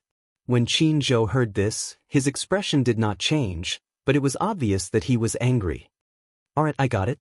He said, I'll handle it. Just focus on your acting. When Hua Jin heard this, he nodded silently. In the afternoon, Qin Zhou asked Meng Hao to meet. When Meng Hao found out that Qin Zhou had summoned him, he felt a little guilty. Chapter 3951. It would be fine if Hua Jin didn't take it to heart. But if he took it to heart and word got to Qin Zhou, he would be in deep trouble. Who is Qin Zhou? He was the boss of Huanyu. Although Huanyu was a branch of Xianxia Financial Group on the surface, and Wuxia was the main legal representative of Huanyu, in fact, the real power of Huanyu had long been in Qin Zhou's hands. Wuxia had already handed over the real power of Huanyu to Qin Zhou. If it weren't for their strong friendship, he would never have ceded such a big Huanyu to Qin Zhou. This showed that Qin Zhou and Wuxia had a good relationship. Most importantly, everyone knew that Wuxia's wife, Xianxia, was an artist under Qin Zhou. Although Xianxia did not stop acting after giving birth to a little princess, she was no longer as active as before. She would occasionally take on high-quality female lead roles or attend some charity events. Basically, she would decline to participate in variety shows. It could be said that she had pretty much disappeared without a trace. But under Qin Zhou's operation, as long as Xianxia acted in a TV series or movie, it would definitely be the most popular. Whether it was the ratings or the box office, they were all second to none. What a terrifying operation to create such a situation. Qin Zhou was now mainly in charge of the operation of Huanyu. The only artist who was more active under him was Hua Jin. It could be said that Qin Zhou's focus now was all on Hua Jin. Meng Hao was also sure that offending Hua Jin would undoubtedly offend Qin Zhou indirectly. So, the next day, he thought about trying to apologize to Hua Jin. In the end, in front of Director Gu, Hua Jin didn't even pay attention to him. Meng Hao was embarrassed. Director Gu also realized that something was wrong and couldn't help but ask what was going on and if he had offended Hua Jin. How could Meng Hao admit it? He was still angry. He had obviously lowered his status, but Hua Jin didn't even look at him, which made him very embarrassed. Director Gu added, "Luckily, you didn't offend Hua Jin. If you had offended Hua Jin, it would be equivalent to offending Qin Zhou." The consequences of offending Qin Zhou were self-evident. Meng Hao couldn't sit still anymore. Therefore, he thought of looking for an opportunity to have a good chat with Hua Jin and get closer to him. In the end, when she went to the waiting area, she bumped into Qin Zhou. She quickly left with her tail between her legs. Not long after, he received a call from Qin Zhou. On the phone, Qin Zhou's tone was still calm, saying that he had something to discuss with him. Meng Hao suddenly had a bad premonition. He felt that Qin Zhou's invitation to him was more like a hongmen banquet. Although Meng Hao felt guilty, he still mustered up his courage and perfunctorily replied. No matter what, since Qin Zhou had asked him out, he had to go. Qin Zhou was also here. The two of them met at a coffee shop near the set. As soon as Qin Zhou sat down, Meng Hao's entire body tensed up. The man in front of him was clearly in his 30s, but he still looked like he was in his 20s. He was even older than Hua Jin. However, even though he looked young, his body had a dignified aura. Even though he was smiling, it still made people shudder. Meng Hao respectfully handed him a cigarette. Chapter 3952. As Meng Hao spoke, he was about to light the cigarette. Qin Zhou did not take the cigarette. Instead, he lit a cigarette, took a puff, and gently flicked it into the ashtray. He narrowed his eyes and asked, "I heard that you went for an audition with Liang Yin. Is that true?" When he heard that Qin Zhou had indeed asked him out for an audition, he could not sit still any longer. "Yes." Qin Zhou exhaled a puff of smoke and said casually, "I also heard that you asked her to meet you at a hotel tonight for the second audition?" She is not familiar with the script, so I wanted to take it a step further. Meng Hao found an excuse, but this excuse was clearly useless in front of Qin Zhou. A step further? Qin Zhou caught on to these three words and became interested. What step further? I heard that director Meng has some rules. I heard that the real audition is usually done in bed? Meng Hao's sitting posture became more anxious. He quickly changed the topic. This Liang Yin, could she be one of CEO Qin's people? Qin Zhou knocked on the table to remind him not to play tricks. I'm not asking you a question. You haven't answered. Meng Hao immediately laughed awkwardly. CEO Qin, what are you talking about? What do you mean by audition in bed? CEO Qin should know the rules of this industry. In our line of work, we face a lot of pressure every day when we're casting. Moreover, these women come to us one after another. In other words, Meng Hao was pushing the blame onto Liang Yin, implying that Liang Yin had come to him on her own accord. Qin Zhou was even more displeased when he heard this. What you're saying is that my men are going to send themselves to your doorstep for you to infiltrate. Meng Hao couldn't sit still anymore. Isn't that? I didn't even touch her with a finger. Meng Hao frowned and decided to be frank. Boss Qin, I've figured out why you asked me to meet you this time. You're here to seek justice for Liang Yin, aren't you? Since that's what you mean, I think you're making a mountain out of a molehill. This matter hasn't even happened yet. However, after hearing what you said, I also know that from now on, as long as it's your people, even if it's just a small assistant, I won't dare to touch them. I'll give you my word, all right? He felt a little aggrieved. If he slept with this person, then he would feel a little guilty when they came knocking on his door. However, before he could even take a bite of the fat meat in front of him, Qin Zhou had already interrogated him. He couldn't help but feel a little displeased. Qin Zhou saw the change in his expression. Qin Zhou raised his eyebrows, picked up the coffee cup and took a sip. There was a long silence. Meng Hao couldn't sit still any longer. He stood up and bowed to Qin Zhou. There's still work to be done on set. I'm in a hurry to go back. Hee, Chairman Qin, please take a seat first. As he spoke, he pretended to leave. Qin Zhou, on the other hand, appeared to be neither hurried nor slow. He did not even lift his eyelids as he asked, "Did I allow you to leave? I remember when we first met, you were still a small-time producer. Now that you've been promoted to assistant director and have more experience, you're looking down on others." Chapter 3953. He had originally wanted to find an excuse to leave, but now that Qin Zhou had said that, how could he dare to leave? He didn't even know if he could walk out of this cafe. It was said that Qin Zhou's methods were ruthless. In the industry, no one dared to provoke him because he always won by surprise, making it impossible to guard against him. It wasn't that he liked to backstab people. Instead, he used his power to oppress people. Qin Zhou had a lot of power, and he knew that he had a lot of power. Hence, he used it to oppress people. He was a person who hated trouble. If he could solve it with power, he didn't want to waste his energy. Meng Hao didn't know what Qin Zhou's motive was, so he decided to lay his cards on the table. "CEO Qin, may I ask what you mean by this? Why don't you tell me directly? If I can compensate you, I will do my best to do so."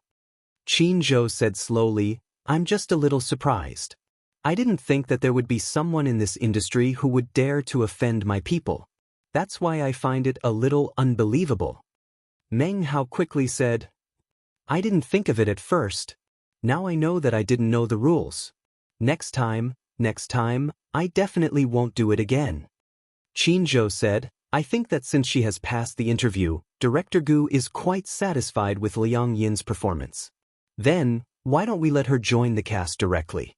However, after she joins the cast, please avoid her when you see her." When Meng Hao heard this and saw that Qin Zhou actually proposed this condition, he agreed 120%. "Okay, but from now on, I will treat Liang Yin like a grandaunt. Don't worry, I will definitely not let anyone make things difficult for her. After she joins the cast, give her the best assistant and makeup artist, understand? Okay. Also, the plot of Ubisoft Bird will be increased." This? Meng Hao looked a little hesitant. Qin Zhou looked at his troubled expression and immediately said, "In the original novel, Ubisoft Bird was very important in the plot. In order to emphasize the role of the other female supporting character, the scriptwriter cut out many of her scenes." Meng Hao asked, "Su Qin, have you read the script?" "Yes." Meng Hao nodded with a serious expression. "I'll get the editor to change the script when I get back." Then, Meng Hao asked cautiously, "Can I leave now?" Qin Zhou didn't say anything, but he didn't ask him to stay either. Seeing that Qin Zhou had tacitly agreed, Meng Hao immediately left with his tail between his legs. In the evening, Liang Yin received a call from Meng Hao. She thought Meng Hao was calling to harass her, so she did not pick up. Not long after, Meng Hao sent a message to say that Qin Zhou had spoken to him in the afternoon. He solemnly apologized to Liang Yin and said that he could directly arrange for her to join the set. Moreover, he had already contacted the scriptwriter to change the plot. The plot of Ubutaro would become more serious. Liang Yin was shocked. She didn't expect that Meng Hao would call her to inform her that she would be joining the crew. However, she was still a little suspicious. Hence, she hurriedly called Hua Jin and told him about it. Hua Jin, on the other hand, was not surprised. He had also heard about it. It's probably because Qin Zhou talked to him today. Qin Zhou? Liang Yin was a little puzzled. Director Meng said that Qin Zhou was the one who looked for him. What happened? Chapter 3954. Liang Yin felt awkward. Why did you tell him about this? It's quite embarrassing. Why do you feel embarrassed? Hua Jin said half-jokingly, the director has taken a liking to you. This means that you are pretty and have the looks of a celebrity. Shouldn't you feel happy when you think about it? Liang Yin did not know whether to laugh or cry. She was more curious about Qin Zhou. What did he say to Director Meng today? I don't know what he said to Meng Hao, but Qin Zhou seemed to be very angry. I guess he went to reason with Meng Hao. Meng Hao was afraid of causing trouble, so he arranged for you to join the production team. To the production team, this should be an exception. I feel that Qin Zhou cares a lot about you. Don't talk nonsense. What do you mean I'm talking nonsense? You don't know that he actually came to visit me today for the first time. Hua Jin said angrily, you don't know that he rarely comes to visit me even though I've been in the production team for so long. He actually came to visit me today. Could it be that he has found his conscience? To Qin Zhou, Hua Jin should belong to the free-range type. Firstly, Hua Jin was more obedient and did not cause trouble, so he was not worried. Secondly, he had already arranged for work matters. He only needed to send the draft to his assistant's email and Hua Jin would follow the schedule. It was under such circumstances that Qin Zhou actually came to visit her. Who knew what he was thinking? Liang Yin, however, was still skeptical. Then, should I join the production team directly? Yes, you can join the production team directly. You don't have to worry about anything else. I heard that Qin Zhou even arranged an assistant for you. An assistant arranged by Meng Hao? Liang Yin was still worried. She felt that Meng Hao would not let her off so easily after being taken advantage of. Don't worry. Meng Hao won't dare to offend you. In the past, no one dared to offend Qin Zhou. Now that Qin Zhou is different from before, how dare Meng Hao? What a joke. What ability does he have? He's just a small assistant director. When Liang Yin heard this, she was a little dazed. At that time, she was filming on the set. When she went in and out of the film studio, she would often see women dressed to the nines. They would either hold the assistant director's hand or the producer's hand as they walked on the streets, smiling like flowers. Even such a small assistant director was enough to make them scramble like a flock of ducks. Now, based on Hua Jin's tone, the assistant director was actually a mere person. In this circle, the difference in level was not small. But, since Hua Jin said that she could directly join the crew, Liang Yin had no choice but to comply. By the way, your pay has also been set. It's the highest among the supporting roles, 100,000 yuan per episode. 100,000? I'm guessing it's because of Qin Zhou. But, the production crew only dared to name a price because Huan Yu is one of the investors. Either way, let's just assume Qin Zhou is paying you. Liang Yin was a little flattered. Hua Jin said enviously, that's great. You come from such a good family. You have to know that you haven't signed a contract yet. You don't have to share your pay with anyone. I've just debuted. I can't even get 100,000 yuan per episode, let alone 100,000 yuan per episode. I just want to show my face. Liang Yin felt even more uneasy. She felt that she owed Qin Zhou a lot. Why did he treat her so well? Could it be? Was he interested in her? Liang Yin quickly waved her hand when she thought of this. Chapter 3955. Just as Liang Yin's imagination was running wild, an unknown number called. Since she didn't save the number, she didn't know who was calling. She picked it up suspiciously. Qin Zhou's voice came from the other end of the line. Are you free tonight? Qin. Liang Yin recognized Qin Zhou's voice. She was so nervous that she couldn't be any more nervous. She stood up, looking a little uneasy, as if her idol was really standing in front of her. Qin Zhou heard her stuttering and obviously nervous. He couldn't help but laugh. You seem a little nervous when I called? Why are you calling me? Liang Yin held her forehead in annoyance as she asked this question. She sounded as if she didn't like him calling her. She definitely didn't mean it that way. She hoped that he wouldn't misunderstand her. Qin Zhou found her even more interesting after hearing this. She was so nervous. It seemed that what Hua Jin said about Liang Yin having a crush on him was true. Don't be nervous. I'm just asking if you're free tonight to have dinner together. Dinner? Liang Yin was so excited that she almost couldn't catch her breath. When she came back to her senses, she quickly nodded and said, Of course I'm free. What are we eating? However, after saying this, Liang Yin felt a little annoyed again. Why did her tone and words make it seem like she wasn't reserved at all? Would he think that she was a frivolous woman who couldn't wait to throw herself at him? Liang Yin suddenly felt that both her IQ and IQ had dropped by more than one level. They weren't even in love yet? How could she be so stupid? Could it be that the saying that a woman's IQ would drop when she was in love was true? Just as she was letting her imagination run wild, Qin Zhou's voice came clearly from the receiver. Did you hear what I said? Liang Yin was so lost in thought that she didn't hear what he said clearly.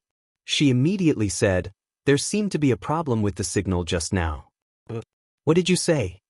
I asked you if it's convenient to pick you up now? It's convenient. After Liang Yin gave him the address, she thought for a moment and said, Can you get there in half an hour? Well, if there's no traffic jam, we should be able to get there in half an hour. When Liang Yin heard this, she immediately felt a sense of urgency. After hanging up the phone, she immediately rushed into the bathroom to wash her face, wash her hands, and apply her foundation. She wasn't very good at makeup, but she knew how to do basic light makeup.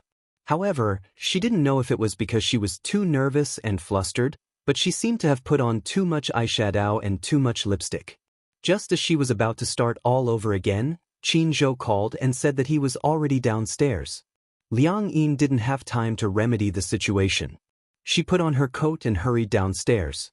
When she arrived downstairs, she saw Qin Zhou's Bentley parked at the entrance of the neighborhood. He was sitting in the car, smoking a cigarette. When he saw her come downstairs, he immediately put out the cigarette, opened the door, and got out of the car. The moment he saw Liang Yin, his face froze. Qin Zhou's deep gaze landed on her face. At first glance, he was attracted by her thick eyeshadow. She seemed not very good at makeup. Her eyeshadow was too thick, so her eyelids looked bloated. Chapter 3956.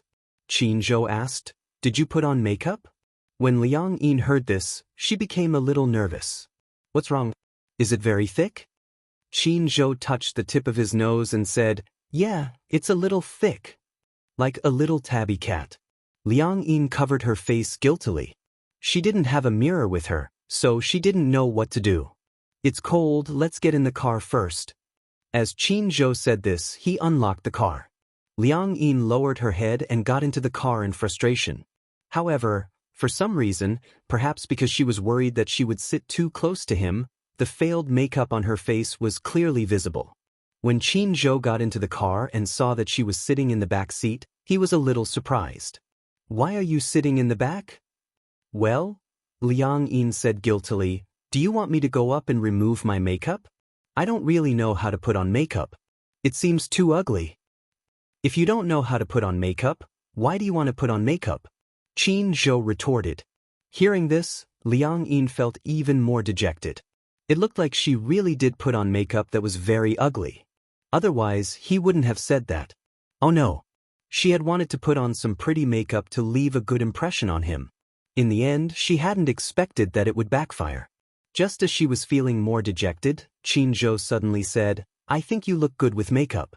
When Liang Yin heard this, she was stunned. She was a little surprised and in disbelief. Really? Qin Zhou nodded seriously and patted the front passenger seat. He smiled and said, Come and sit here. Oh. She obeyed and moved to the front passenger seat. Just as she sat down, she saw Qin Zhou's hand resting on the armrest. His fair and well-proportioned fingers looked like they were carved from jade. They were extremely beautiful. They were even prettier than a woman's hand. Liang Yin couldn't help but be entranced by them. Seeing that she kept staring at his hand, Qin Zhou also looked at his hand.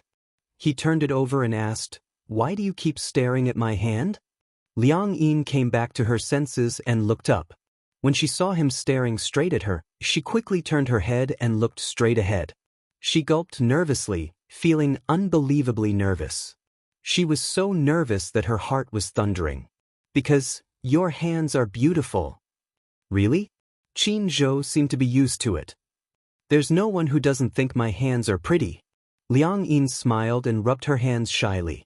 It was obvious that she didn't know how to act freely in front of him. Qin Zhou opened the armrest box. Inside the armrest box were some makeup tools, cotton pads, and a makeup plate. He took them out and said to her, Let me help you touch up your makeup. Liang Yin did not react in time and was very surprised. Do you know how to put on makeup? I know a little. In the past, when I was taking care of Xianxia, I was busy, so I would help him touch up his makeup. So, I'm used to having these things prepared. At the mention of Xianxia, loneliness flashed across Qin Zhou's eyes. Liang Yin carefully took out the unpackaged food from the armrest and looked at the mirror. In the mirror, she finally saw her face that was not properly made up. It was purple. No wonder Qin Zhou had been staring at her for so long. It was really unsightly. Qin Zhou said, "Turn around." Chapter 3957. Her heart was beating faster and faster. As he was touching up her makeup, Qin Zhou was very close to her. She could even feel the gentle breath coming from his lips. It was warm, but it was boiling hot. Liang Yin was so nervous that she didn't dare to speak. Even her breathing was cautious. After Qin Zhou wiped away some of the puffy eyeshadow on her eyelids, he added some brown eyeshadow. It was very light, but it looked very natural. He then covered it with makeup powder. "It's done." It was done. Qin Zhou handed her the makeup mirror. Liang Yin picked it up and looked at herself. Oh my God! What a godly makeup touch-up! Originally, her makeup was very stiff. She didn't want to say that it was very erotic. She didn't expect it to become so delicate after his skillful hands. "You look good." Liang Yin felt a little ashamed.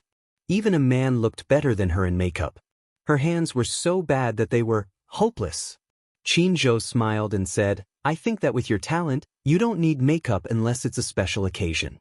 You look very good without makeup." Liang Yin's face turned even redder.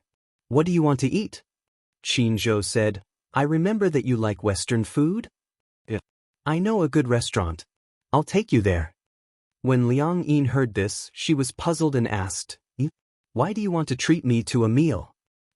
Qin Zhou started the car and turned the steering wheel as he said, "Actually, nothing happened between us that night." Liang Yin was stunned for a few seconds. However, she quickly realized what Qin Zhou was referring to. She immediately said, "You're talking about this. It's nothing. I didn't think too much about it." It's better for the person involved to explain it personally. Liang Yin was a little disappointed. She felt that Qin Zhou's words seemed to be trying his best to distance himself from her. Actually, he didn't have to explain himself. She wouldn't let her imagination run wild. His explanation made it seem like he was trying to draw a clear line between them. "I know. I won't pester you because of this." Liang Yin said this because she thought Qin Zhou was worried that she would pester him because of this. Qin Zhou knew what she was thinking, but he wasn't in a hurry to explain. Instead, he said calmly, "I didn't mean anything by what I said that morning. I was just testing you. Because when I first saw you when I woke up, I felt that you weren't Hua Jin." Qin Zhou continued, "But I wasn't sure, so I wanted to confirm it. Sure enough, you've really switched back. This was also a good thing that was worth celebrating. So, let's treat this meal as a celebration, and also as an apology for what I did back then." Liang Yin blushed and nodded. She was extremely nervous. How could she not be nervous when her Prince Charming was sitting right beside her? The car sped along, until the car stopped at a Western restaurant with an extremely elegant environment. Liang Yin looked up and saw a series of English letters on the signboard, but it was not an English photo. French? Qin Zhou went to the front passenger seat and opened the door for her. Liang Yin got out of the car, pointed at the signboard and asked, "What kind of Western restaurant is this?" "This is French food. It's a 3-star Michelin restaurant." "What's a Michelin restaurant? Isn't it selling tires?" Qin Zhou was speechless. Chapter 3958. Indeed, there was a tire brand called Michelin that could be found everywhere. Liang Yin often saw this signboard's tires and a special cartoon character. Qin Zhou pondered for a moment and said, "Actually, Michelin restaurants have another nickname." "What's the nickname?" "It's a restaurant that is troublesome to prepare and troublesome to eat." Liang Yin was dumbfounded when she heard this. So there was such a saying? Michelin dishes might take a lot of effort to prepare, but if you eat, the dish will be gone in a few seconds. Will you not be full? Coming to this restaurant is for this elegant atmosphere. But you shouldn't be hungry. Qin Zhou said, "Why are you in a daze? Let's go in. I've already made a reservation."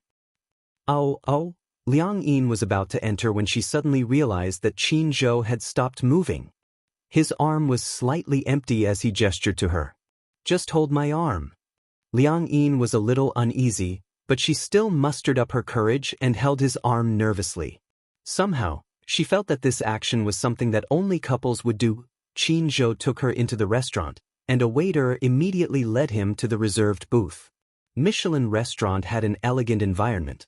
When they walked in, the lights were dim, but it was enough to see the layout of the restaurant and the path under their feet. The two of them walked to the booth. The waiter first pulled out a chair and gestured for Liang Yin to sit down. It was Liang Yin's first time in this restaurant. She was not used to such thoughtful service and stood there in a daze.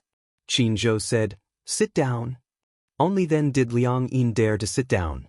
Just as she sat down, the waiter adjusted the seat for her and walked to Qin Zhou's side to pull out a chair for him to sit down. The service was too thoughtful. There was a kind of the sense of ceremony of European royalty. The service of this Michelin restaurant prioritized the ladies. In the same booth, the ladies would be prioritized before the men. The waiter looked French. This restaurant was originally opened by French people. Everything in the restaurant, even the details, had been restored to the original taste of Michelin. The waiter unfolded the napkin and carefully placed it on her lap. However, such a complicated etiquette made her feel even more uneasy.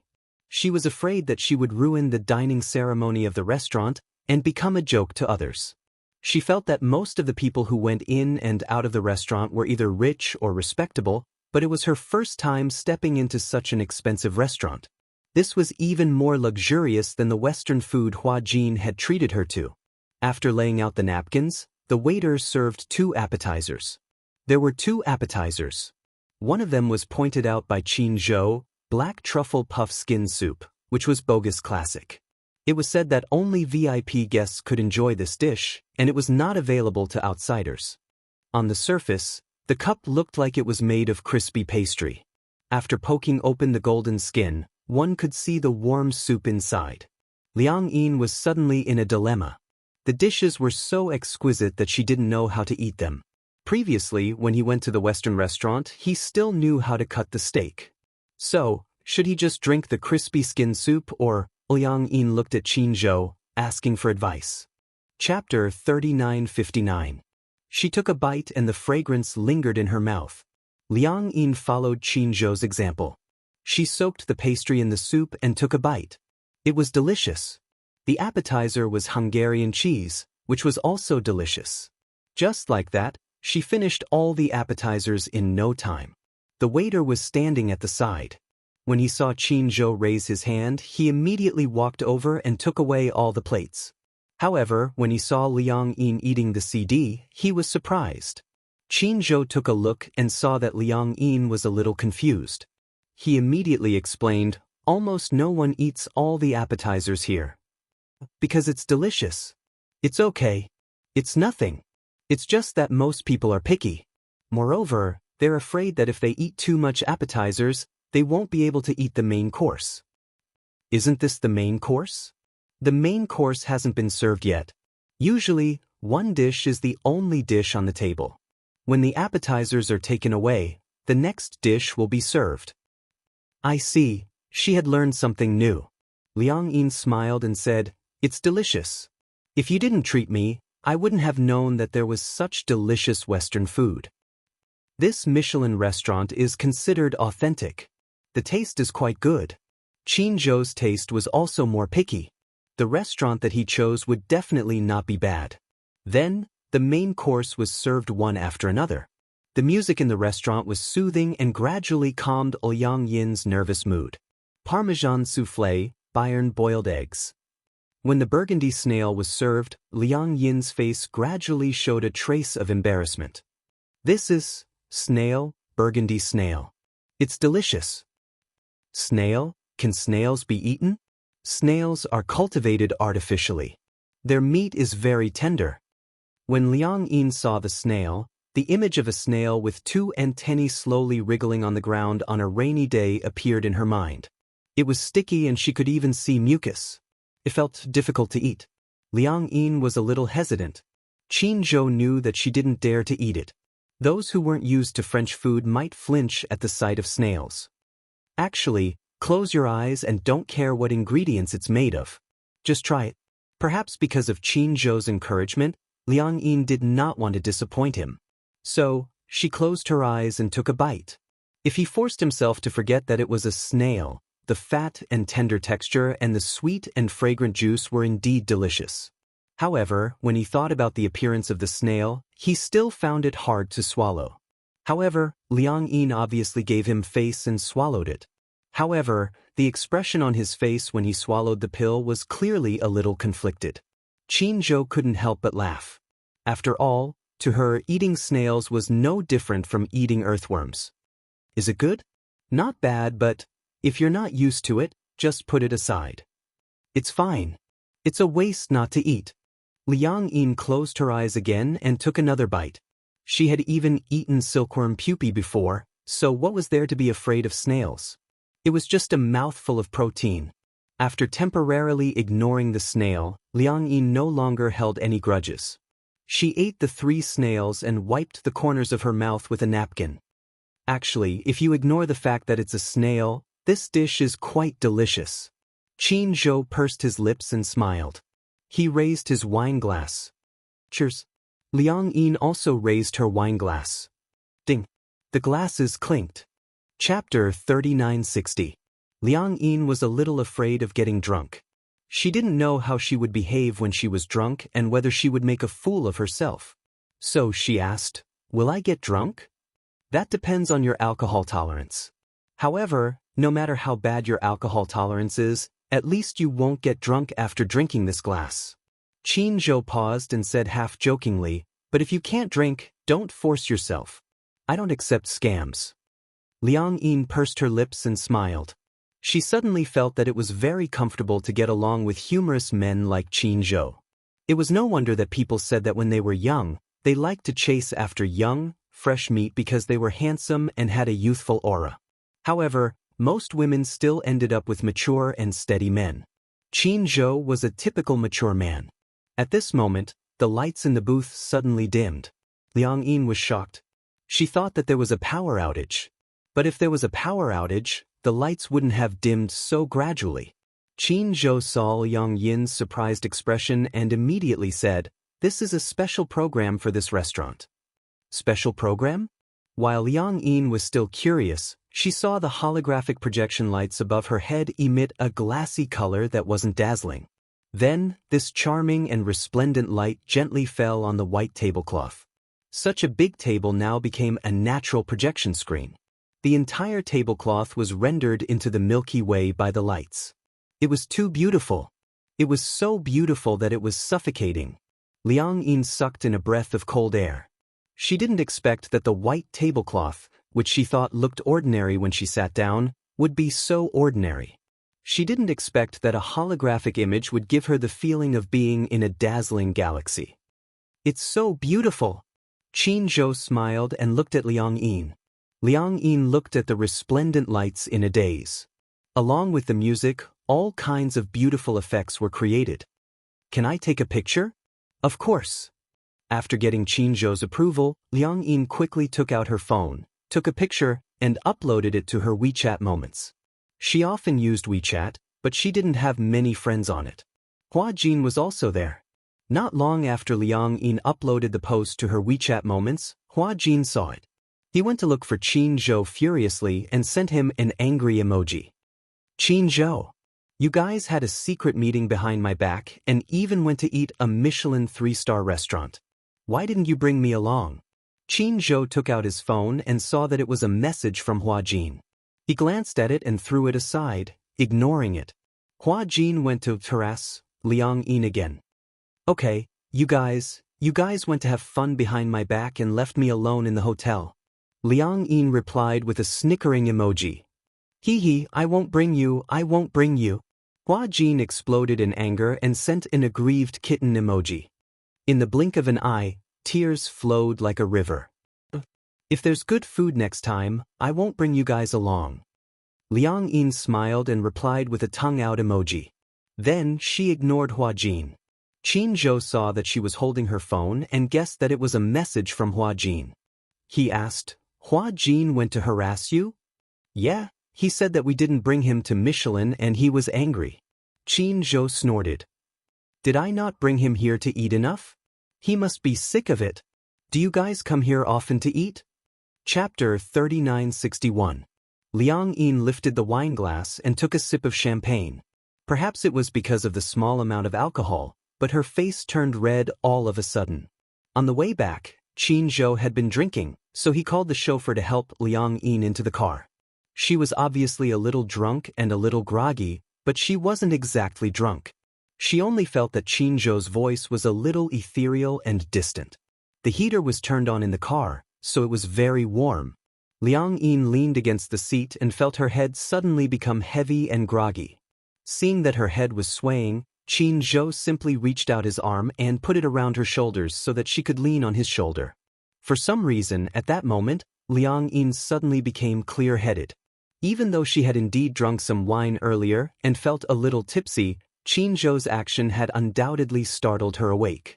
Leaning on his shoulder, she was so stiff that her whole body was tense. Liang Yin mustered up her courage and opened her eyes a little to sneak a peek above her head. Qin Zhou looked out the window quietly. His chiseled side profile was extremely exquisite, like a work of art carved by the gods. With such good looks, he could definitely debut as an idol. At that moment, Liang Yin clearly understood that she seemed to be in love. No one had ever treated her so well. Whether it was her father or her mother, she had been like a weed since she was young. She felt like she had been exiled. She wasn't a sentimental person, but occasionally, she would feel envious and jealous when she saw other children coming home from school with their parents. When she came home alone, the house was empty. When she was young, she could only go to her grandparents' house to eat, or cook instant noodles for herself. She didn't know how it felt to be doted on. It wasn't because Qin Zhou was so good to her that she liked him. It was because he gave her an indescribable feeling. She would rather recognize this feeling as a sense of belonging. I don't know how many times you've been giggling since this morning. On the set, Liang Yin was waiting for the opportunity to try on her makeup. When Hua Jin came back from filming, he saw her hugging his hot water bottle and giggling like no one else was around.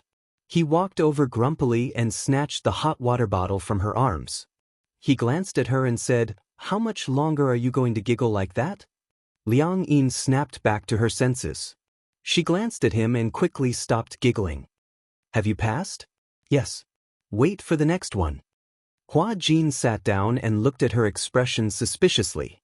Even though she wasn't wearing makeup or blush, her red cheeks looked like they had been dyed with rouge. He couldn't help but feel suspicious. What did you guys do yesterday? Liang Yin said, Nothing. I saw you giggling like a fool. Hua Jin smiled wickedly. Did you make any progress yesterday? What are you thinking? What else did you do after dinner yesterday? We didn't do anything. After dinner he sent me home and then left. Hua Jin furrowed his brows. He hated Qin Zhou for being so disappointing. He had thought that Qin Zhou had taken a liking to her and wanted to make a move on her. Chapter 3962. At last night's dinner, Hua Jin had thought that Qin Zhou wanted to serve meat directly. He didn't expect that Qin Zhou had become a vegetarian. Boring. When Liang Yin heard that, she could guess what Hua Jin was thinking. She snorted coldly. Do you think Qin Zhou is like you? He's a gentleman, not what you think. He's a gentleman? Do you want me to talk to you about his past relationships? Hua Jin deliberately baited her. As expected, Liang Yin took the bait and became excited all of a sudden. Past relationships? Tell me about it. If you want to know, I won't say. Liang Yin hated people who kept people in suspense and didn't satisfy their curiosity. Was there a need to ask? It was obvious that he was doing it on purpose. Since Hua Jin didn't say anything on purpose, Liang Yin also resisted the urge to ask. Firstly, she didn't want Hua Jin to get what he wanted. Secondly, it didn't seem appropriate to ask about his past. However, Liang Yin started to ask Hua Jin about other things. Do you know what Qin Zhou likes to eat? For example, what kind of dishes he likes to eat. Also, what kind of fruits and flowers he likes. Hua Jin said casually, he's a capitalist. He likes money the most. Money can buy everything, you say. Liang Yin was speechless. She was speechless. Hua Jin frowned slightly. Why, you want to make soup and cook for him? I heard that when he goes to work, he either orders takeout or eats from the cafeteria. The food in the cafeteria must be terrible, right? If I remember correctly, when Huan Yu was still in charge of CEO Mu, the chefs in the cafeteria at Huan Yu's headquarters were all 5-star chefs. This tradition hasn't been broken yet. In other words, he was saying that a 5-star chef would surely be able to cook better food than him. Liang Yin was rebuffed one after another. She pursed her lips, feeling wronged. I'll knit a scarf for him. Knitting a scarf. Hua Jin narrowed his eyes and teased, can't you be more mature and knit something difficult? I know how to knit scarves and scarves. Really? Why would I lie to you? Hua Jin said confidently, isn't a scarf just a matter of 2 needles tying a row of knots, then threading, hooking, and picking? Liang Yin was hit hard again. Her whole person was like a wilted eggplant. She hung her head and looked very depressed. But you can buy him a gift. I don't know what gift to give. I have a feeling that Qinzhou lacks nothing. Hua Jin winked at her. Do you know what Qinzhou likes? What? Men are just like women who like lipstick, bags, and jewelry. Men also have things that they like. What? Qinzhou has a hobby of collecting things. I remember his walk-in closet has a row of drawers filled with all kinds of beautiful cufflinks. In fact, most of them are out of print. Cufflinks? Liang Yin felt that it was not a problem. These cufflinks shouldn't be expensive, right? Those that are not expensive usually cost a few thousand yuan. Those that are expensive, such as those with diamonds or gems, cost a few 100,000 yuan. Those that are out of print cost a few million yuan. There are even some that are hard to estimate. Liang Yin was dumbfounded when she heard this. A few million yuan? She remembered that cufflinks were the kind that replaced the original cufflinks and were nailed to the cuffs. Why, someone spent a few million yuan just to buy a pair of cufflinks. How extravagant! Chapter 3963. I remember when I accompanied Qinzhou to the Fashion Week last year, the brand manager of Cartier gave him a pair of cufflinks worth $1 million.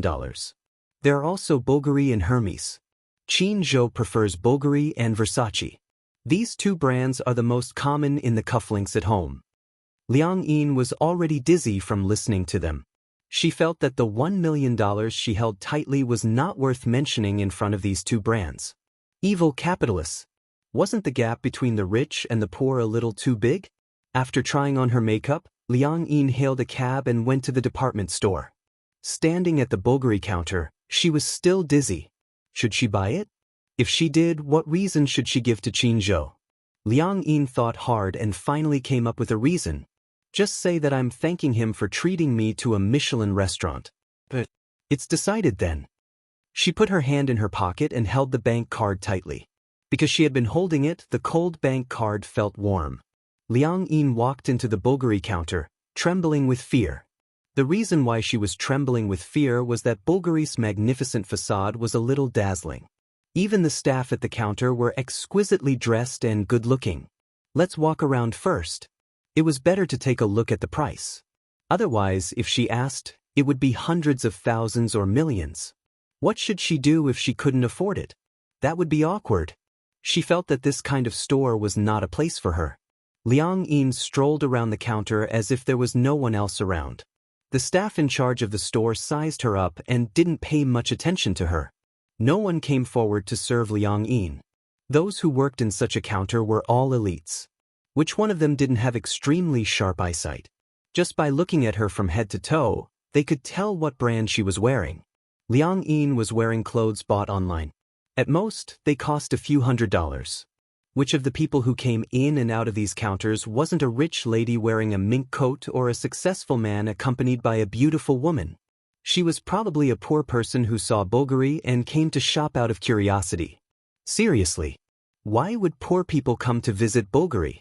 However, after seeing that no one was there to serve her and that she had been walking around alone for a long time without any intention of leaving, the shop assistants gathered together and looked at her with disgust. Who is going to chase her away? I saw that she had been strolling around inside for so long, but she didn't seem to have any intention of leaving. Don't tell me he's a thief trying to steal from the counter? She doesn't look like it. She's a girl. Why else would she shop in the counter for so long? Looking at her poor appearance, how could she possibly be here to buy things? How can a commoner like him afford the things here? She doesn't look like a thief, does she? Who knows? Is the word thief written on the thief's face? The store manager became impatient and said, "There are only so many displays in the counter. Just go and see what's missing." A few of the shop assistants immediately nodded and pretended to be on patrol. They pretended as if nothing had happened and looked at the displays in the counter to see what was missing. Another shop assistant stepped forward and asked, "Hello, Mississippi. You've been shopping here for a long time. What can I do for you?" Chapter 3964. She had just walked around. Although some of the designs were indeed cheap, they still cost tens of thousands.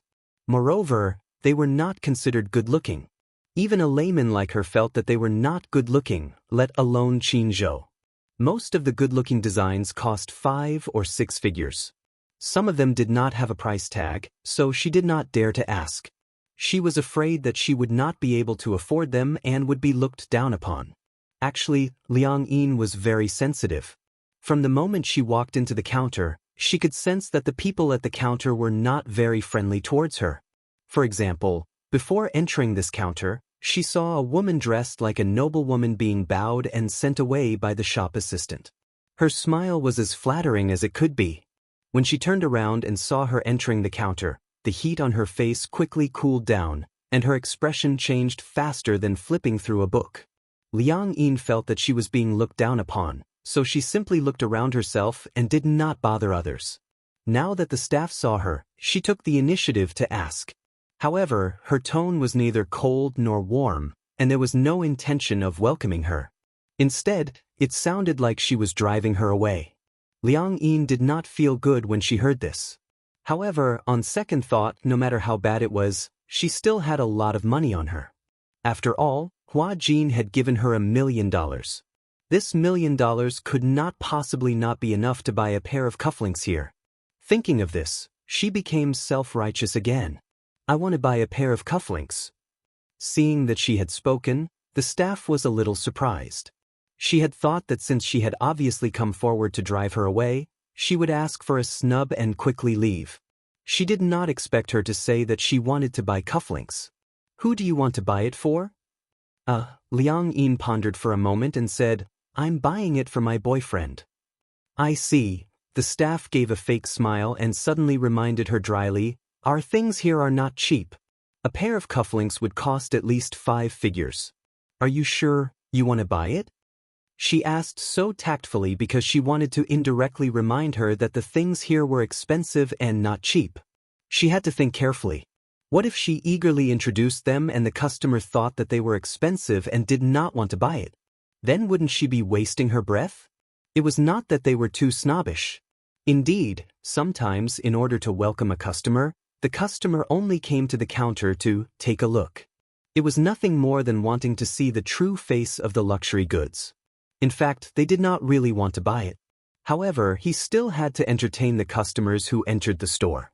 Often, this kind of customer would pretend to walk around, and when the shop assistant introduced them one by one, it was obvious that they couldn't afford it.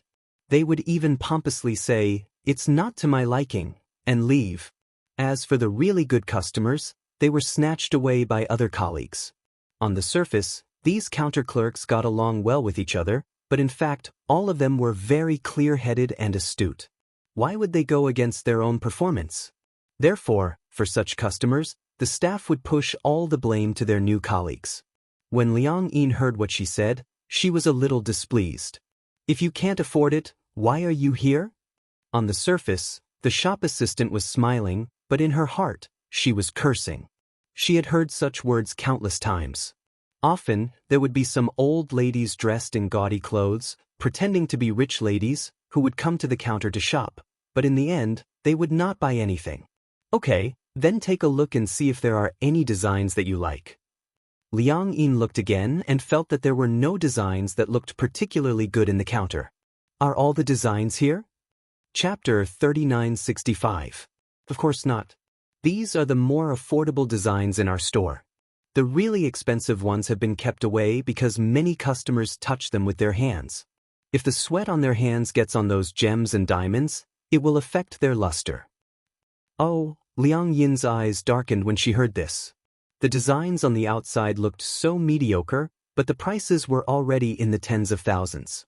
Wouldn't the expensive ones cost hundreds of thousands? Liang Yin was a little conflicted. She felt that her wallet was about to be emptied after such a long time. She didn't feel good about it. Forget it. Let's take a look first. It's free to look. These designs don't look good. Show me some nicer ones. The shop assistant muttered, but she couldn't refuse. She said, "Wait for me here." With that, the shop assistant went back to the safe. Just then, another shop assistant walked over, looking a little nervous. "Did you see the sapphire ring on display in cabinet A?" "What's wrong?" The shop assistant also became alert. "Don't tell me, that woman is really a thief?" "The sapphire ring is gone." The two of them walked to cabinet A, and indeed, the sapphire ring on display was gone. The two of them were dumbfounded. "It can't be. I was watching her just now. She passed by cabinet A, but I didn't see her touch it." "What do you know?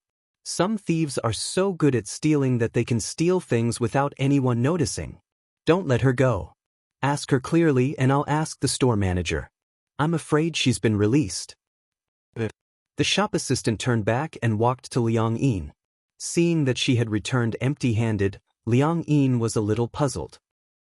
"Didn't you go to get your cufflinks? The safe isn't open. Look at the others." When Liang Yin heard this, she thought that the shop assistant thought that she couldn't afford it and was patronizing her. She was angry and said angrily, "Forget it. I'm not buying anymore." She would go to the other counters to take a look. Didn't Qinzhou like Versace's brand too? When she passed by, she saw the Versace brand. On the way here, she went online to find out more about the brand's logo. Seeing that Liang Yin was about to leave, the shop assistant stopped her. "You cannot leave." The shop assistant was so excited that she grabbed Liang Yin's wrist. Liang Yin struggled for a moment, and her face turned ugly. "What are you doing? Why aren't you letting him go? Didn't you say you wanted to buy cufflinks for your boyfriend?" "That's right. But you don't show me the good stuff. The designs outside don't look good. Don't go yet." That was all the shop assistant said. She looked around and looked at her colleagues. "What do you mean?" After a while, the store manager and his colleagues hurried over, looking flustered. "The sapphire ring is gone." "He's really gone." When the shop assistant heard this, she was furious and pushed Liang Yin fiercely. "Take out the ring." Liang Yin was confused. After being pushed, she staggered back a few steps and almost fell. She was furious. "What are you doing?" "A sapphire ring is missing from our counter." "Did you steal it?" the shop assistant asked angrily. Liang Yin laughed.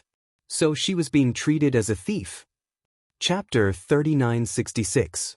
However, the shop assistant said righteously, "From the beginning until now, there was no one else in the counter other than you. If you didn't steal it, who else could it be?" Liang Yin was furious. In her mind, thieves were like rats crossing the street. Anyone would be angry if they were treated as a thief for no reason. She was so angry that she was trembling all over, but she tried her best to maintain her composure. She asked calmly, "Then do you have evidence? If you don't, you're framing me." "We'll know once we search you," the shop assistant said. "Search me?" When Liang Yin heard this, she was so angry that she laughed. "Do you know the law? What right do you have to search me? You're not the police. What right do you have to search me?" When she said this, the shop assistant thought that she was guilty. "Are you feeling guilty? Are you scared out of your wits when you heard that we're going to search you? What's there to be scared of? I didn't steal it, but you don't have the right to search me. Also, don't tell me you have surveillance cameras. You can just check the surveillance footage. The surveillance footage belongs to the mall. Without the police's permission, we don't have the right to check it." After a pause, the shop assistant said, "I advise you to take out the things you stole quickly. Otherwise, we'll call the police." When the police come and prove that you've stolen, you'll have a criminal record. Do you understand? Liang Yin was so angry that she was trembling all over. A sense of humiliation welled up in her. She said firmly, "Anyway, I didn't take it, so you don't have the right to detain me. You can call the police." With that, she was about to leave. Seeing that she was about to leave, the shop assistant was even more certain that she had a guilty conscience. She wanted to leave quickly and move the stolen goods elsewhere, so she immediately stopped her. There's a thief!" One of the shop assistants shouted. The shop assistants at the other counters happened to be idle. When they heard this, they immediately gathered around. Soon, the Bulgari counter was filled with people. Some of them were passers-by. Some of them were the shop assistants at the other counters. When they heard that someone had stolen something, they immediately rushed over to watch the commotion. In an instant, Liang Yin looked around. Many people were glaring at her and pointing at her. Their faces were full of disgust, which made her self-esteem suffer a huge blow. Tears welled up in her eyes. She was a very strong-willed person and never shed tears easily. However, she felt extremely humiliated to be treated as a thief and in front of so many people. However, even though she felt angry and humiliated, she still straightened her back and wiped away her tears. She said coldly, "Please call the police now. I didn't do anything wrong, so I'm not afraid of ghosts knocking on my door. It's the same even if the police come." "Fine. You're so stubborn. Since you said you want to call the police and aren't afraid of embarrassing yourself, then what are we afraid of? Anyway, if something is missing, they will definitely report it to the police. Just wait for your record." The shop assistant made a phone call the police. The shop assistants looked at each other with impatience written all over their faces. If he stole it, so be it. Can't he just take it out? He had already been caught. What else did he want? Chapter 3967. The store manager looked like she was very easy to talk to. The other store assistants also stepped forward to speak. "Previously, there was a thief who came to our store to steal jewelry.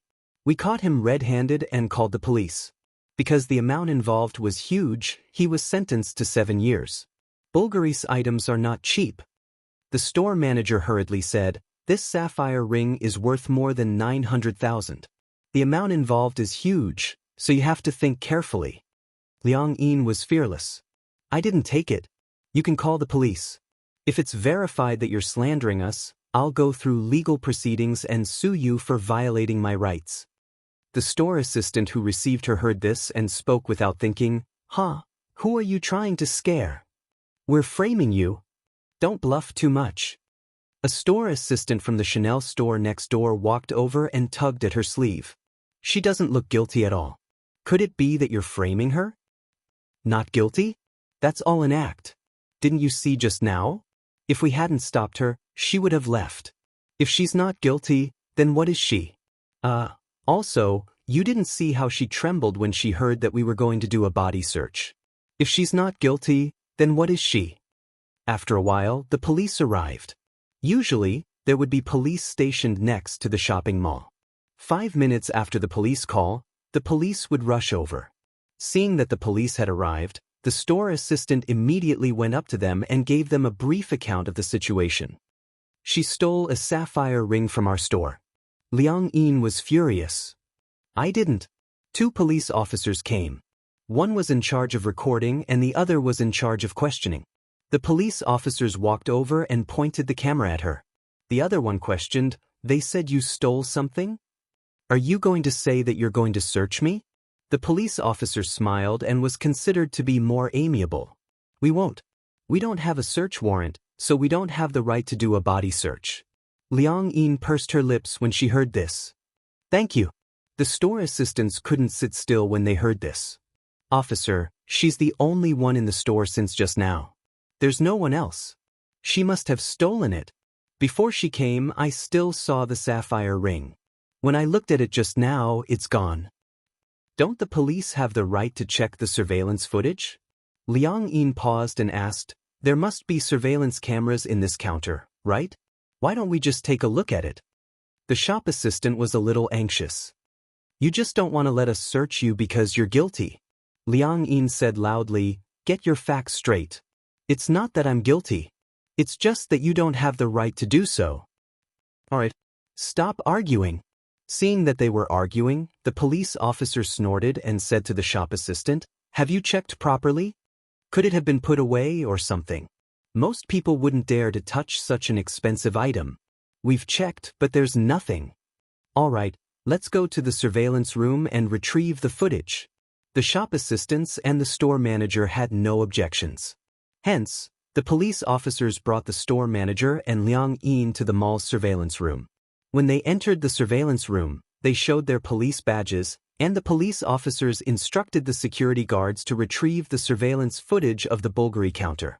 They adjusted the footage to the moment after Liang Yin entered the counter and watched the footage frame by frame. Chapter 3968. Because she was standing sideways, all that could be seen was her raising her hand. Then, she glanced at the price tag and quickly put it down, returning the ring to its original position. However, because of the angle, it was not clear whether she had put it back or not. Seeing this, the store manager started to make a big fuss about it. "So you did touch this ring?" Liang Yin was naturally honest. "I saw it because I thought it was pretty. But when I saw the price tag, I thought it was too expensive. I was afraid that I would damage it, so I put it back." The store manager was obviously convinced that she had stolen something. "From this angle, who knows if you really put it back or not? We only saw you pick it up, but we didn't see you put it back. Look," the store manager pointed at the screen and said, "You're obviously bluffing. Actually, you didn't put it back, did you? Actually, the item is still on you." Liang Yin was furious. "How would I know where the surveillance cameras are? Maybe you've overstepped the mark? Don't be unreasonable. Aren't you obviously trying to search me?" Liang Yin was obviously exasperated as well. "Let me tell you, if you want to search me, I won't give it to you." The store manager was furious when he heard this. He pointed at her and complained to the police officer, "Officer, take a look, take a good look. What's with her attitude? She's not cooperating with the investigation at all." Liang Yin retorted, "Am I a criminal? Why should I cooperate with your investigation?" The police officer chided, "Both of you, stop arguing. Calm down. This matter couldn't be concluded based on just a few actions. Aren't you pushing it a little too far if you want to convict her like this?" As he spoke, the police officer turned around and advised Liang Yin, "Miss, I'm sure you've seen the video. Indeed, from this angle, we couldn't have seen you put the item back in its original position. Of course, we don't have the right to search you, but if you're willing to cooperate with us, you can prove that you're innocent. What's wrong with that? Let us check your belongings.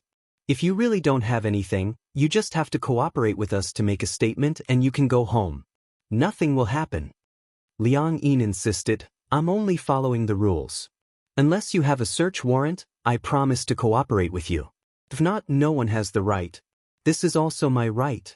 You have no right to violate it." The store manager panicked. "Stop putting on an act. Don't you know whether you took it or not? Quickly take it out." Although this sapphire ring wasn't the most expensive one in the store, it was still worth a few 100,000 yuan. If it disappeared for no reason, the store manager would also be held responsible and he would lose his golden rice bowl. Of course, she was anxious. She might even have to pay for it. How could she afford something that cost hundreds of thousands? As a result, his emotions began to rise. Liang Yin's attitude was still firm. "Give up. Do you think I'm the kind of person who would humiliate myself? I'm clearly innocent, so why should I be searched? Only criminals are searched, right?" The store manager also clamored, "If you're innocent, then why do you look so guilty? Just take out your belongings for us to see. If you really don't have anything, who would be willing to waste time on you?" Chapter 3969. Liang Yin was furious.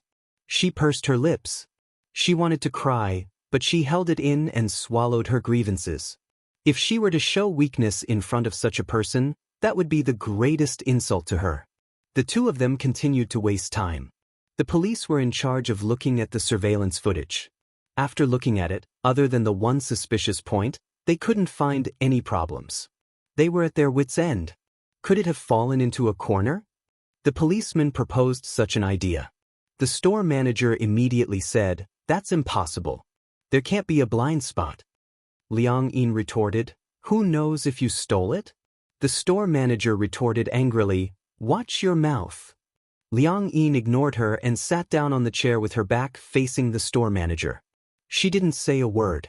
No matter how the store manager tried to provoke and humiliate her, she tried her best to look indifferent. Soon, the regional manager rushed over. When he heard that a ring was missing, he appeared anxious and reprimanded the store manager. "Why is a ring missing all of a sudden? What's going on?" The store manager pursed her lips and gestured at Liang Yin, who was sitting at the table. She said sarcastically, "I suspect that she stole it." The regional manager glanced at Liang Yin and threw a question at the store manager. "Do you have any evidence?" No, that's bullshit. The regional manager said harshly, "If this ring is gone, you can pack your bags and get lost. I can't protect you anymore." The store manager bit her lip and watched the regional manager leave. When she looked at Liang Yin again, her eyes were filled with resentment. "It's all your fault." Without any warning, she suddenly pounced on Liang Yin and gave her 2 tight slaps on the face without any explanation. "You must have stolen it." Liang Yin wasn't one to be taken advantage of. Not to be outdone, she retaliated with a slap. "Don't be unreasonable." The store manager was obviously worried that she would lose her job. She grabbed her clothes and wanted to force her to hand over the ring.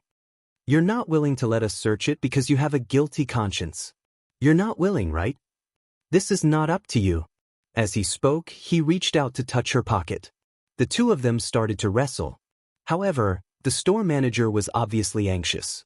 After a while, Liang Yin was at a disadvantage and was pushed to the ground. Her hair was messy and she was in a sorry state.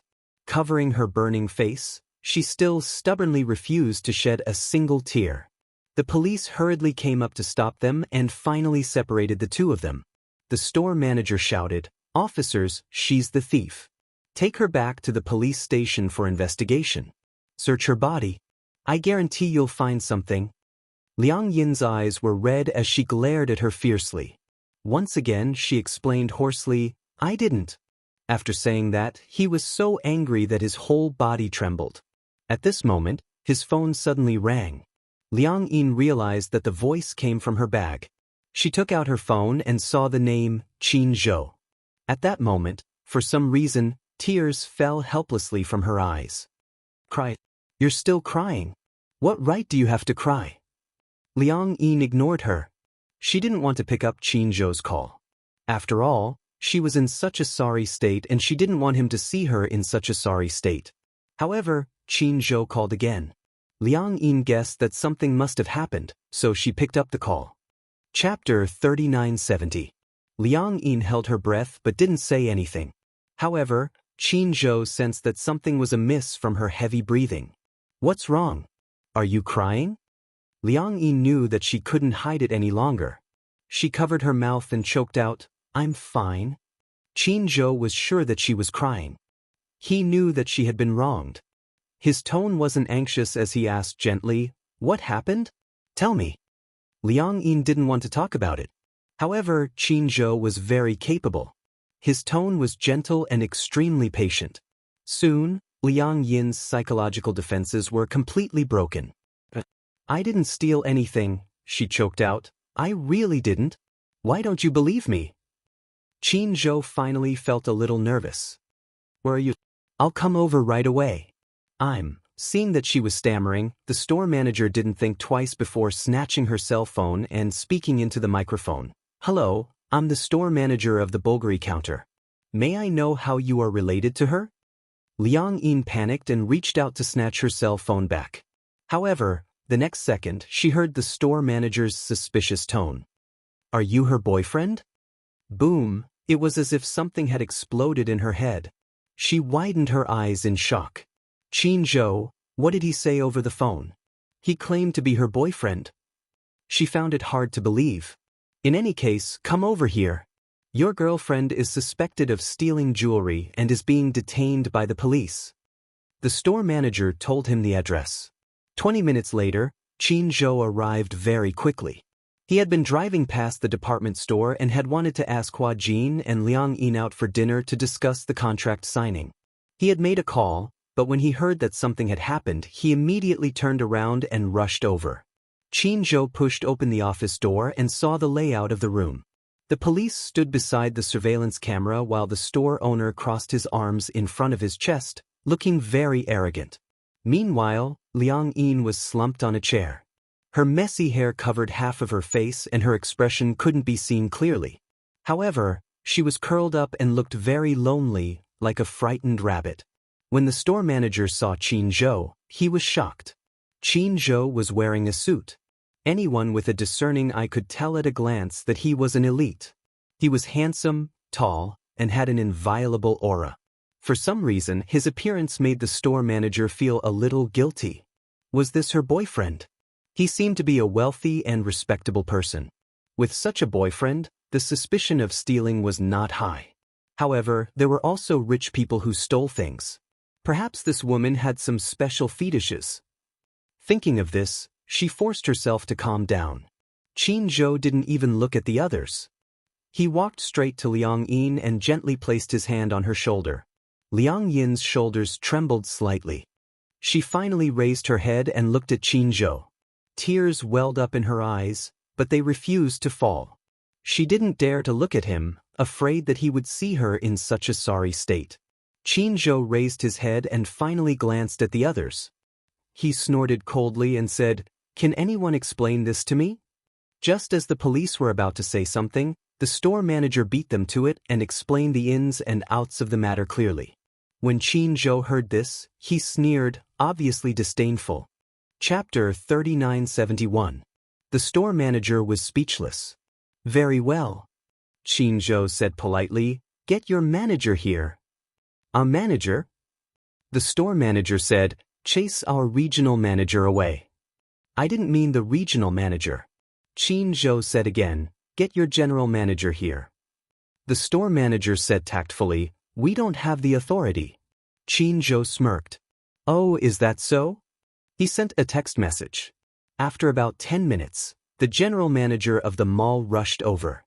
"Aya, I was wondering who it was." "So it's CO Qin. What can I do for you, Boss Qin, for?"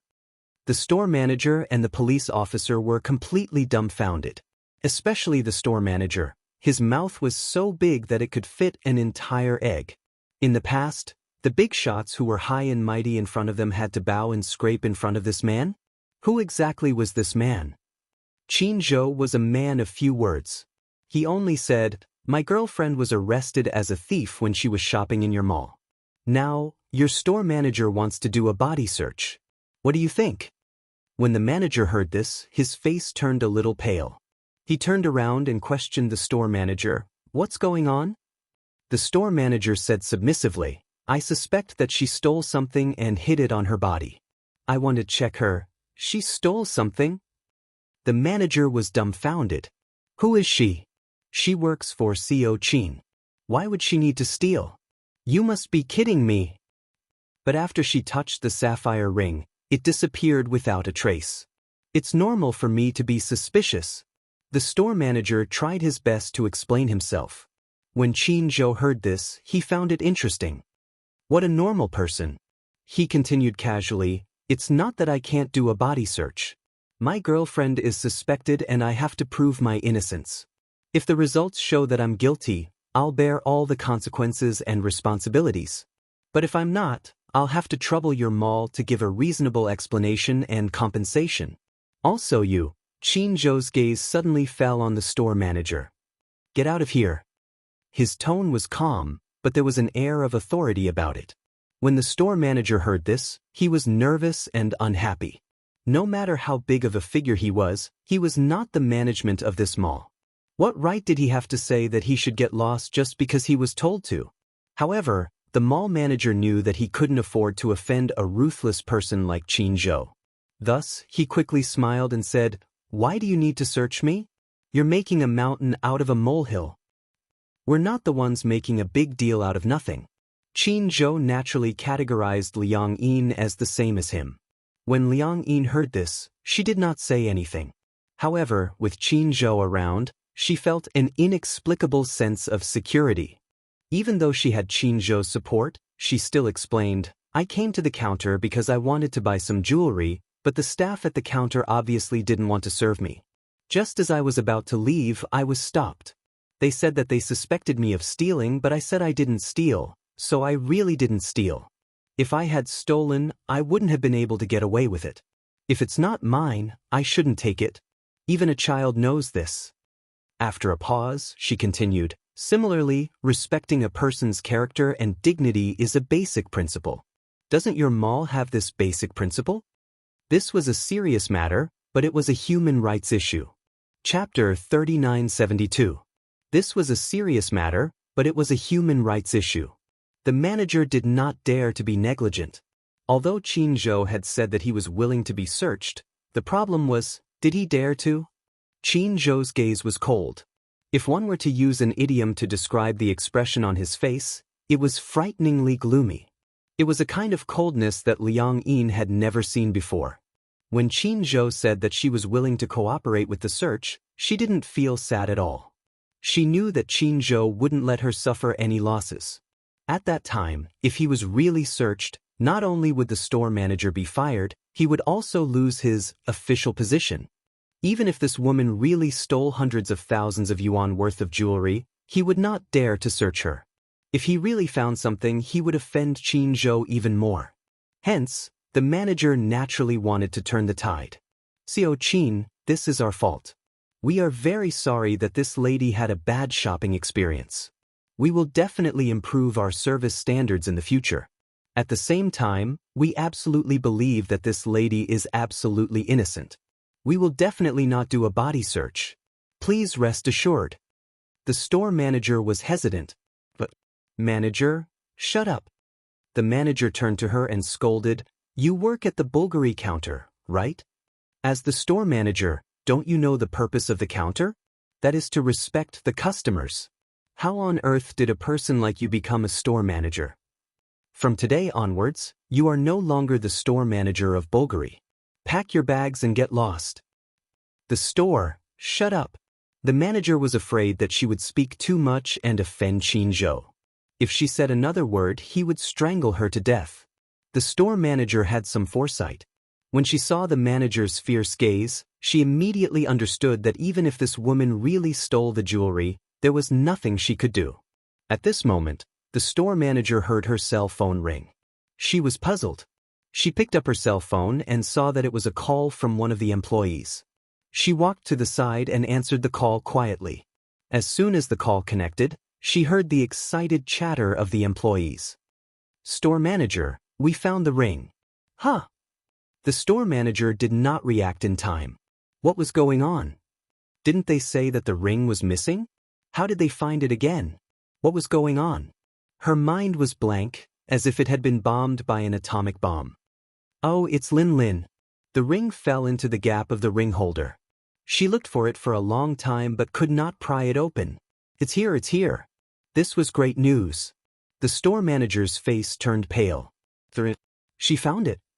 Could it be that they had really wrongly accused someone? This was not good. The manager also heard something and quickly winked at the store manager, telling her not to say anything. The store manager understood what was going on, so he didn't say anything. However, Qin Zhou's ears were sharp, and he caught the slightest hint of rustling grass in the wind. "Oh, you found the ring?" Found, didn't find." The store manager tried to evade him. Qin Zhou asked her further, "You find it or not find it, not find it? Make it clear." Chapter 3973. "Xiao Qin, let's end this matter here. Regardless of whether the ring was found or not, we'll take responsibility for this loss." The manager hurriedly stepped forward to smooth things over. "You must be tired after rushing all the way here. Come, let me treat you to a cup of tea in the office." "There's no need for that." Qin Zhou pushed him aside and shot a cold glare at the store manager. "Did you think that you could fool me with such a petty trick like diverting my attention?" He said slowly, "I heard over the phone that the ring was found. How are you going to explain this matter?" The manager's face turned red and his body stiffened. The store manager didn't know what to do and stood there in a daze. Liang Yin heard it too. She turned her face away angrily and clenched her fists. However, when she heard that the ring was finally found, she felt relieved. The police officer was also asking for a snub. He stood at the side and smoked. They didn't have much to say in this situation. The manager hardened his heart and said firmly, "I will definitely give you a perfect explanation for this matter, Qin." "Oh, then I'll wait and see." In the end, the matter ended with a public apology and financial compensation. Naturally, the store manager couldn't keep his position. Even the manager had to bear the consequences of reporting the matter. Liang Yin didn't know how the matter was resolved. She sat in the reception room the whole time and was served good tea and snacks. The people in the public relations department were trembling in fear, afraid that they would miss out on anything. When Qin Zhou came to pick her up and the two of them walked out of the mall, Liang Yin rubbed her red and swollen eyelids and smiled at him. "Thank you, Qin Zhou." Qin Zhou turned around calmly. When he heard her, he asked casually, "Thank me for what?" "If you hadn't arrived, I wouldn't know how to resolve this matter. You should have told me first." Qin Zhou continued, "If I had stepped in, this matter would have been easy to resolve." "I'm just angry." Anger appeared on Liang Yin's face. "What right do they have to search me? I just feel that it's unfair that they thought I was a thief based on a one-sided view. Actually, a body search isn't a big deal to me. I just didn't want them to get away with it." Qin Zhou smiled. "You're extraordinarily stubborn." Liang Yin pursed her lips. She knew that she was a little stubborn. "Why did you want to shop at Bulgari?" Qin Zhou pretended to ask casually. When Liang Yin heard this, she looked away guiltily and stammered, "I'm just bored, so I came to shop." As she said this, she sighed in her heart. In the end, she didn't find the cuff links for him. "I see." Qin Zhou chuckled. "It's true that people will be prejudiced against you if you wear this to Bulgari. After all, the shop assistants at these counters have sharp eyes. They can tell at a glance how much you're wearing and where you bought it. There's also the nouveau riche who's who's. The nouveau riche won't come to Bulgari. Why? Some of them don't even know what Bulgari is. They only know Chanel, Dior, and L'Oreal. Moreover, the more a nouveau riche is, the more he has to wear gold and silver and dress well." When Liang Yin heard this, she raised her eyebrows. "Alright. Well, I'm too poor to be looked down upon." Qin Zhou silently glanced at her and slowly smiled. Chapter 3974. Tonight? Was he asking her out? Liang Yin asked curiously, "What's the matter?" "It's about signing a contract. I want to talk to you about it." "Signing a contract?" Liang Yin was really flattered. "Is it signing a contract with you?" "Yes, with Huan Yu," Qin Zhou replied. "Ah," Liang Yin pondered for a moment. "Then, will you be my manager?" Qin Zhou heard this and asked with interest, "You want me to be your manager?" Liang Yin nodded her head vigorously. "I think you're very capable and you know how to take care of people. If you're my manager, you'll definitely learn a lot." The most important thing was that she would have more opportunities to interact with him. As the saying goes, the pavilion closest to the water enjoys the moonlight first. Liang Yin actually wanted to put on an act. It would be even better if she could spend more time with Qin Zhou. Actually, this was the best time to confess her feelings. But what if she got rejected? Then, it would be very awkward. What if Qin Zhou didn't like her at all? What if she confessed to him and he avoided her instead? In any case, she should try to get him to be her manager first. Then, she could naturally cultivate their relationship. Anyway, there was still a long way to go. There would be more opportunities in the future. Liang Yin muttered in her heart. Seeing that she was in a daze, Qin Zhou didn't say anything. "We'll talk about the details later. Also, there's something I want to tell you. If I become your manager, I'll get a very high commission." "How high?" Liang Yin asked curiously. "For the first contract period, it'll be split in 37. 37? Liang Yin did some calculations. It wasn't too high. If she could get 70%, it would be a considerable amount. Seeing that she didn't seem to take it seriously, Qin Zhou reminded her again. "You get 30%, I get 70%. Qin Zhou raised his eyebrows. "But you can't accept it?"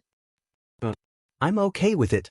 Liang Yin looked nervous, as if she was afraid that Qin Zhou would go back on his word. Qin Zhou blinked his eyes and curled his lips into a smile. It seemed that this girl was really interested in him. He couldn't hide his thoughts at all. However, Qin Zhou did not realize that this smile of his was so charming that Liang Yin was bewitched to the point that she was dizzy. Heavens, heavens, how could there be such a handsome man in this world? It turned out that there really was such a person in this world. When he smiled, it was as if there were stars hidden in his eyes. Liang Yin peeked at him, trying to suppress the love in her heart. There are trees on the mountain and branches on the tree. The heart pleases the Lord, but the Lord does not know. Qin Zhou feigned ignorance. However, how could this shrewd man not see that the girl in front of him had feelings for him? Hey! Why are you two together? When Hua Jin saw Qin Zhou and Liang Yin appear together, he was so shocked that his eyes widened. Then, as if he had discovered some adultery, his eyes narrowed. Don't tell me, Liang Yin glared at him. Don't spout nonsense. Hua Jin immediately said aggrievedly, I haven't said anything yet. Why are you feeling so guilty? Liang Yin felt even more guilty after being teased by him. Wasn't she making it obvious that she was trying to hide something? Something happened, Qin Zhou explained. Naturally, Hua Jin had to be concerned. Qin Zhou didn't hide the truth from him and told him the whole story. When Hua Jin heard that Liang Yin had been mistaken for a thief, not only did he not sympathize with her, he even laughed heartlessly. Chapter 3975. You went to the Bulgari counter dressed like that. It would be strange if they didn't think you were a thief. Liang Yin knew that Hua Jin meant no harm, but she still retorted, Can you not judge a book by its cover? Can you judge a person based on what they wear? Actually, with your looks, you really don't need to go to Bulgari. Liang Yin was speechless when Hua Jin said that. How was it? Did you get anything today? Hua Jin asked curiously. Did you buy a gift? Liang Yin was stunned. Qin Zhou was interested. What gift? It's... Before Hua Jin could say anything, Liang Yin anxiously rushed over and covered his mouth. Don't say it.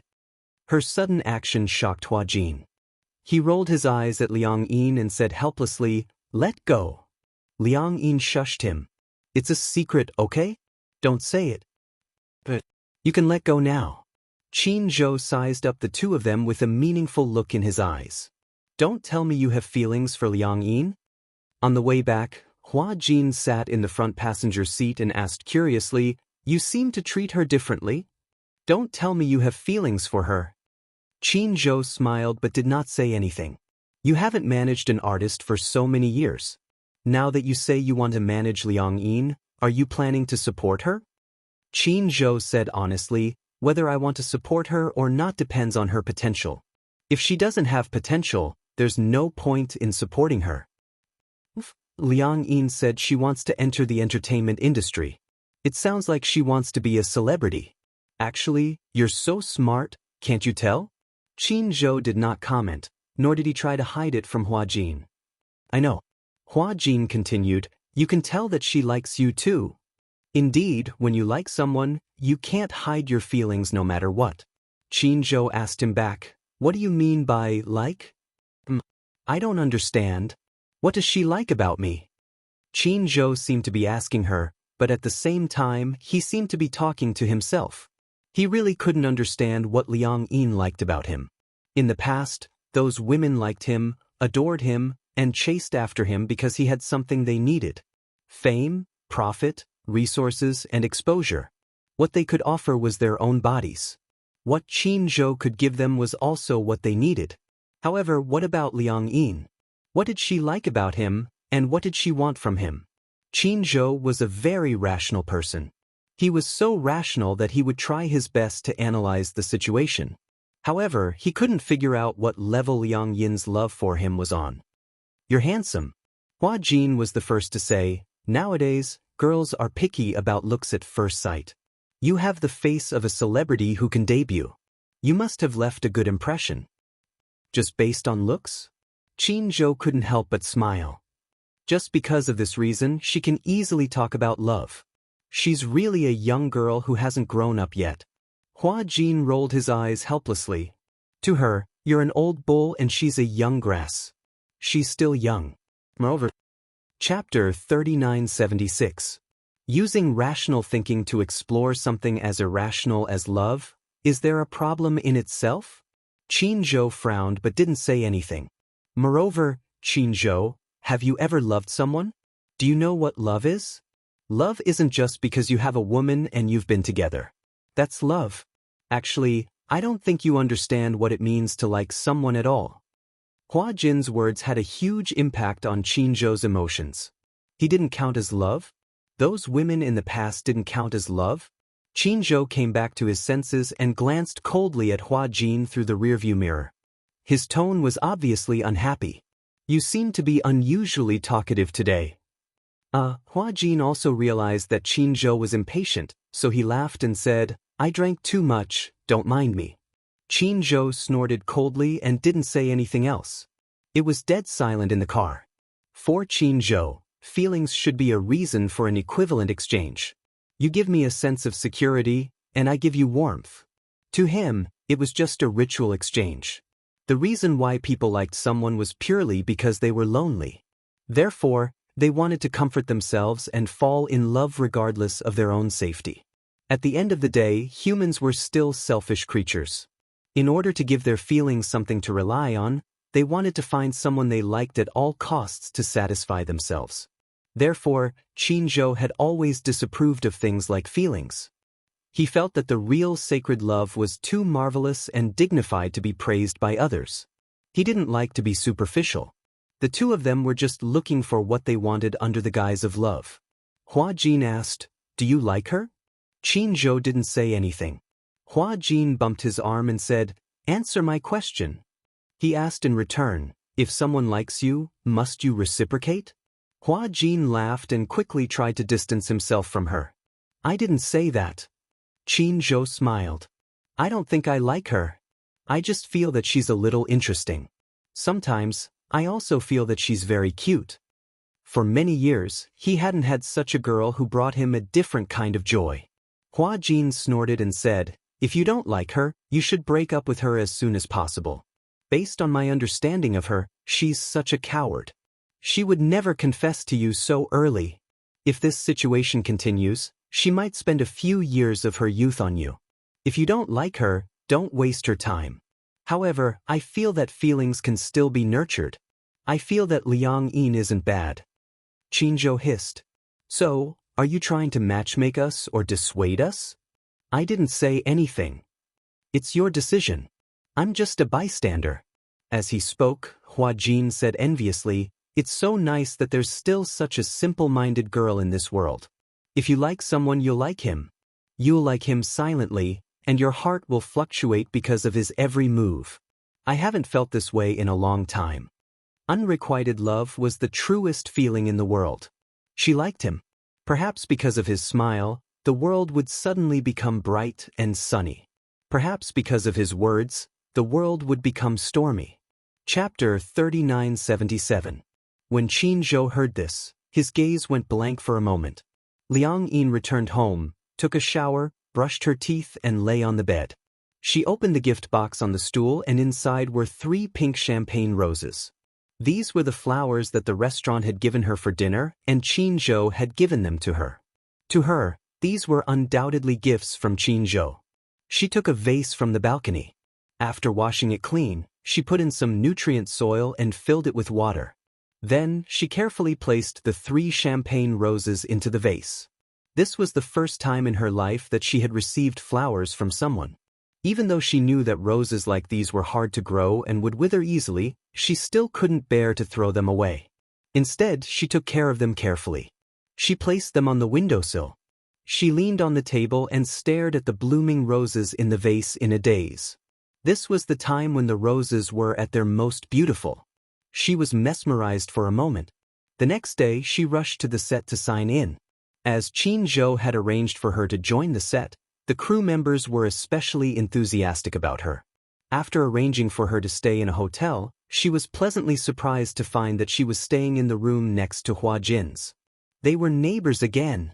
This was good. At least, staying next to Hua Jin meant that they were more familiar with each other.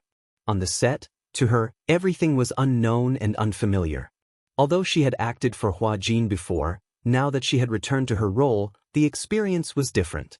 After putting away her luggage, she took out the vase from the tightly wrapped plastic bag and carefully placed it on the windowsill, trying to let it bask in more sunlight. The doorbell suddenly rang. Liang Yin turned around in confusion, thinking that it was Hua Jin. She immediately went up and opened the door, only to see a stranger. She was sluggish for a few seconds before she reacted quickly. She recognized the man in front of her as the general manager she had seen at the department store yesterday. "Why are you here?" Liang Yin's face quickly revealed a conflicted expression. It was obvious that she was still brooding over what had happened yesterday. She wasn't a petty person, but she wasn't a magnanimous person either. She would easily throw the unpleasant matter to the back of her mind. Liang Yin asked impatiently, "What are you doing?" "Miss Liang, hello. It's like this. For yesterday's unpleasant matter, we would like to sincerely apologize to you once again. This is a small token of our appreciation. We hope you can accept it." As the manager spoke, the assistant behind him respectfully presented a gift box. The assistant opened the gift box and saw that the exquisite packaging was covered with a thick layer of pink rose petals, and in the middle lay a small but extremely bright jewelry box. The reason why it was described as resplendent was because the surface of the box was inlaid with sparkling and translucent crystals. Liang Yin looked at them suspiciously. "What's this?" "This is a small gift from us. We hope you'll accept it." "Intentions?" "You'll know when you open it." Liang Yin carefully opened the box, only to see a pile of purple pearl earrings inside. Her expression froze. "Jewels? I hope you like it." The manager's expression was as sincere as it could be. However, Liang Yin did not seem to like it, nor was she happy. Chapter 3978. This is, "You're just trying to please Qin Zhou?" For some reason, Liang Yin was a little angry. Actually, be it the Bulgari store manager or the manager of the shopping mall, they were all very nice people. "You don't feel guilty at all for wrongly accusing me. We're sincerely apologizing to you." Liang Yin sneered. "Humph, you're apologizing because you're afraid of Qin Zhou. You're afraid that he'll catch up with his drama.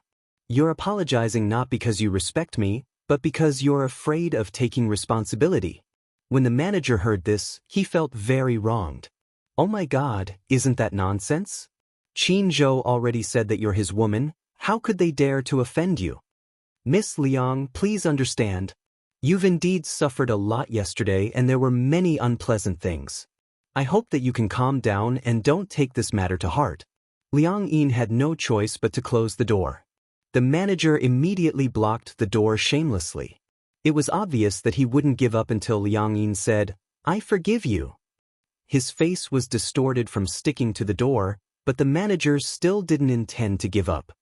"Miss Liang, it's like this." The manager took a deep breath and started to nag. "After you and President Qin left yesterday, I deeply understood the seriousness of this matter. We've already issued a notice to fire the store manager of the Bulgari store and will never hire her again. We swear that if something like this happens again." Liang Yin didn't know what he said or how long he had been talking. Anyway, she only felt that there were countless flies buzzing around her ears. Finally, she couldn't take it anymore and said impatiently, "Fine, fine, fine, I forgive you. Can you not be like a fly, buzzing around my ear non-stop?" Calluses were about to form on her ears. The manager was wild with joy. "Really? You're really willing to forgive me? As long as you disappear from my sight immediately, I'll forgive you. Please stop bothering me, okay?" As soon as she finished speaking, the manager didn't dare to say anything else. He immediately disappeared from her sight with his assistant. Liang Yin was dumbfounded. She didn't know how terrifying Qin Zhou's pressure was, or if Qin Zhou had already pressured the department store without her knowledge. Otherwise, why would the manager come all the way here to ask for her forgiveness? Qin Zhou. In the room, Liang Yin sat curiously in front of Hua Jin. She was puzzled as to why Qin Zhou had such a terrifying influence. At the mention of Qin Zhou, Hua Jin was obviously a little speechless. "I noticed that your recent topics revolve around him. As the saying goes, only by knowing yourself and your enemy can you win every battle. Liang Yin said matter-of-factly, if I don't understand him, how can I get what he likes? Qin Zhou used to be a top manager, especially after he made Gu Xingzi famous. Thanks to Gu Xingzi's influence, he managed to get more resources in his hands. Gu Xingzi? Liang Yin was suddenly a little stunned. Didn't Gu Xingzi pass away? Hua Jin sighed as he said this. Chapter 3979. Gu Xingzi was a superstar created by Qin Zhou. Ever since Gu Xingzi's debut, he had never experienced any low points. The two of them made each other what they were, and at the same time, made each other. In private, the two of them put aside their work relationship, but at the same time, they were very close friends. Qin Zhou rarely used the term close friends to describe someone. Gu Xingzi was the same. The relationship between the two of them was no different from that of a family member. Gu Xingzi's death was a huge blow to Qin Zhou. He used to be humorous and loved to joke, but now he seemed to be a little quiet. It was even difficult for him to open up to others. Gu Xingzi was really the youth of a generation. Hua Jin sighed at the same time. I used to envy Gu Xingzi, but now, I feel that it's a pity for him. I've always heard that he had depression. Is that right? Yes. Hua Jin laughed at himself. Actually, I'm not surprised. This is a playground. As you can see, when you're filming, no matter how bad your mood is, you have to put your heart and soul into the role. I once saw a very popular actress. Before an interview, because of her low EQ, she kept crying in the waiting room. When the cameramen and reporters arrived, she wiped her tears and touched up her makeup. When she faced the camera, she laughed and chatted. When the interview ended, she broke down and cried again. At that time, I felt that such a person's life was really too painful. She couldn't even live her life as she wanted. Then why did she still accept the interview? Because it was her job. Hua Jin continued, when you enter the industry and become famous, it's not up to you to decide whether you want to advance, retreat, or leave. Fortunately, I have a very good manager who can protect me. At least, when I'm feeling down, I don't have to pander to anyone, and I don't have to look at anyone's eyes. Liang Yin asked again, have you thought about when you'll end your acting career? Didn't I tell you before? Hua Jin said, when I earn enough money to travel around the world, I'll decide to quit the entertainment industry. You still have a utopia in your heart. Liang Yin smiled. I thought that everyone in this industry, no matter who they are, would want to strive to be the best. I used to think so too. Hua Jin sighed. But shouldn't people live for themselves? In fact, I'm quite clear about life. Sometimes, no matter how rich you are, you can't get the life you want. I feel that this kind of life is not what I want. So, since I know what I want, why should I be reluctant to leave things that I shouldn't? When Liang Yin heard this, she couldn't help but be a little absent-minded. The next day, Huanyu office building. Qin Zhou specially sent a car to pick up Liang Yin and officially sign the contract. In the conference room, Qin Zhou and a few of Huanyu's higher-ups were all present. Liang Yin sat down and Qin Zhou let her have a look at the contract. Liang Yin also looked at it carefully. When she reached the revenue-sharing part of the agreement, she was a little surprised. Qin Zhou had signed a 50-50 split with the company. Didn't you say it's a 30-70 split?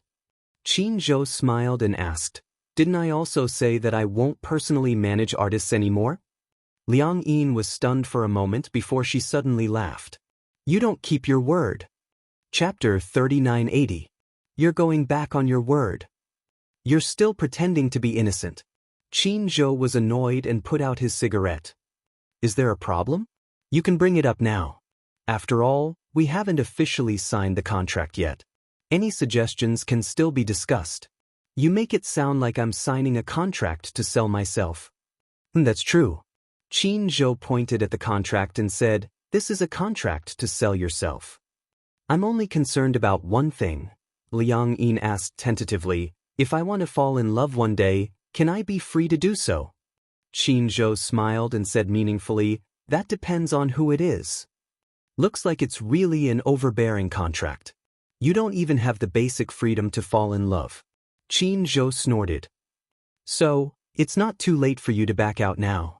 Liang Yin pursed her lips and smiled, but she didn't say anything. Instead, she grabbed the pen and signed her name directly. At the same time, she pressed her thumbprint.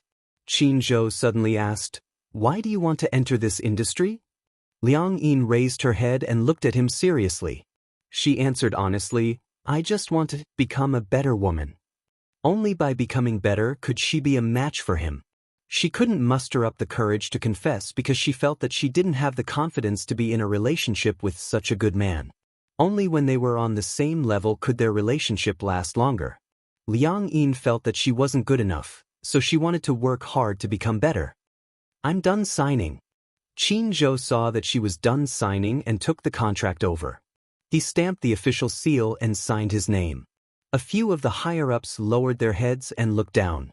They kept sizing up Qin Zhou and Liang Yin. At first, when they heard that Qin Zhou was going to make a comeback and manage an artist again, they were puzzled. After all, with Qin Zhou's current qualifications, it wouldn't be an exaggeration to say that he was highly respected in Huanyu. As an honorary director of Huanyu, he didn't need to manage an artist personally. However, when Qin Zhou mentioned that he wanted to sign Liang Yin, they were puzzled. What kind of artist would make Qin Zhou want to manage her personally? Hence, they wanted to see what kind of newcomer would make Qin Zhou personally come. In the end, looking at it, it seemed like it was not as shocking as they had imagined. In this industry, there were many stunning beauties. Huanyu's #1 actress, Xianxia, was considered to be in a semi-retired state. However, with her beautiful looks and heaven-defying acting skills, it was still difficult for anyone to shake her position. However, after Xianxia, the female artistes were indeed lacking in stamina. Huanyu's higher-ups also wanted to groom a few more female celebrities as Xianxia's successors. Liang Yin was indeed a good choice. But it wasn't enough to make Qin Zhou personally bring her over. Therefore, some people suspected that there must be something going on. However, Qin Zhou would never sleep with an actress, so there was definitely no relationship between the two of them. Could it be Qin Zhou is interested in Liang Yin? Or was it some special relationship? They couldn't figure it out. Qin Zhou stood up and said, "All right. It's getting late, let's have a meal together." The group immediately agreed with a smile.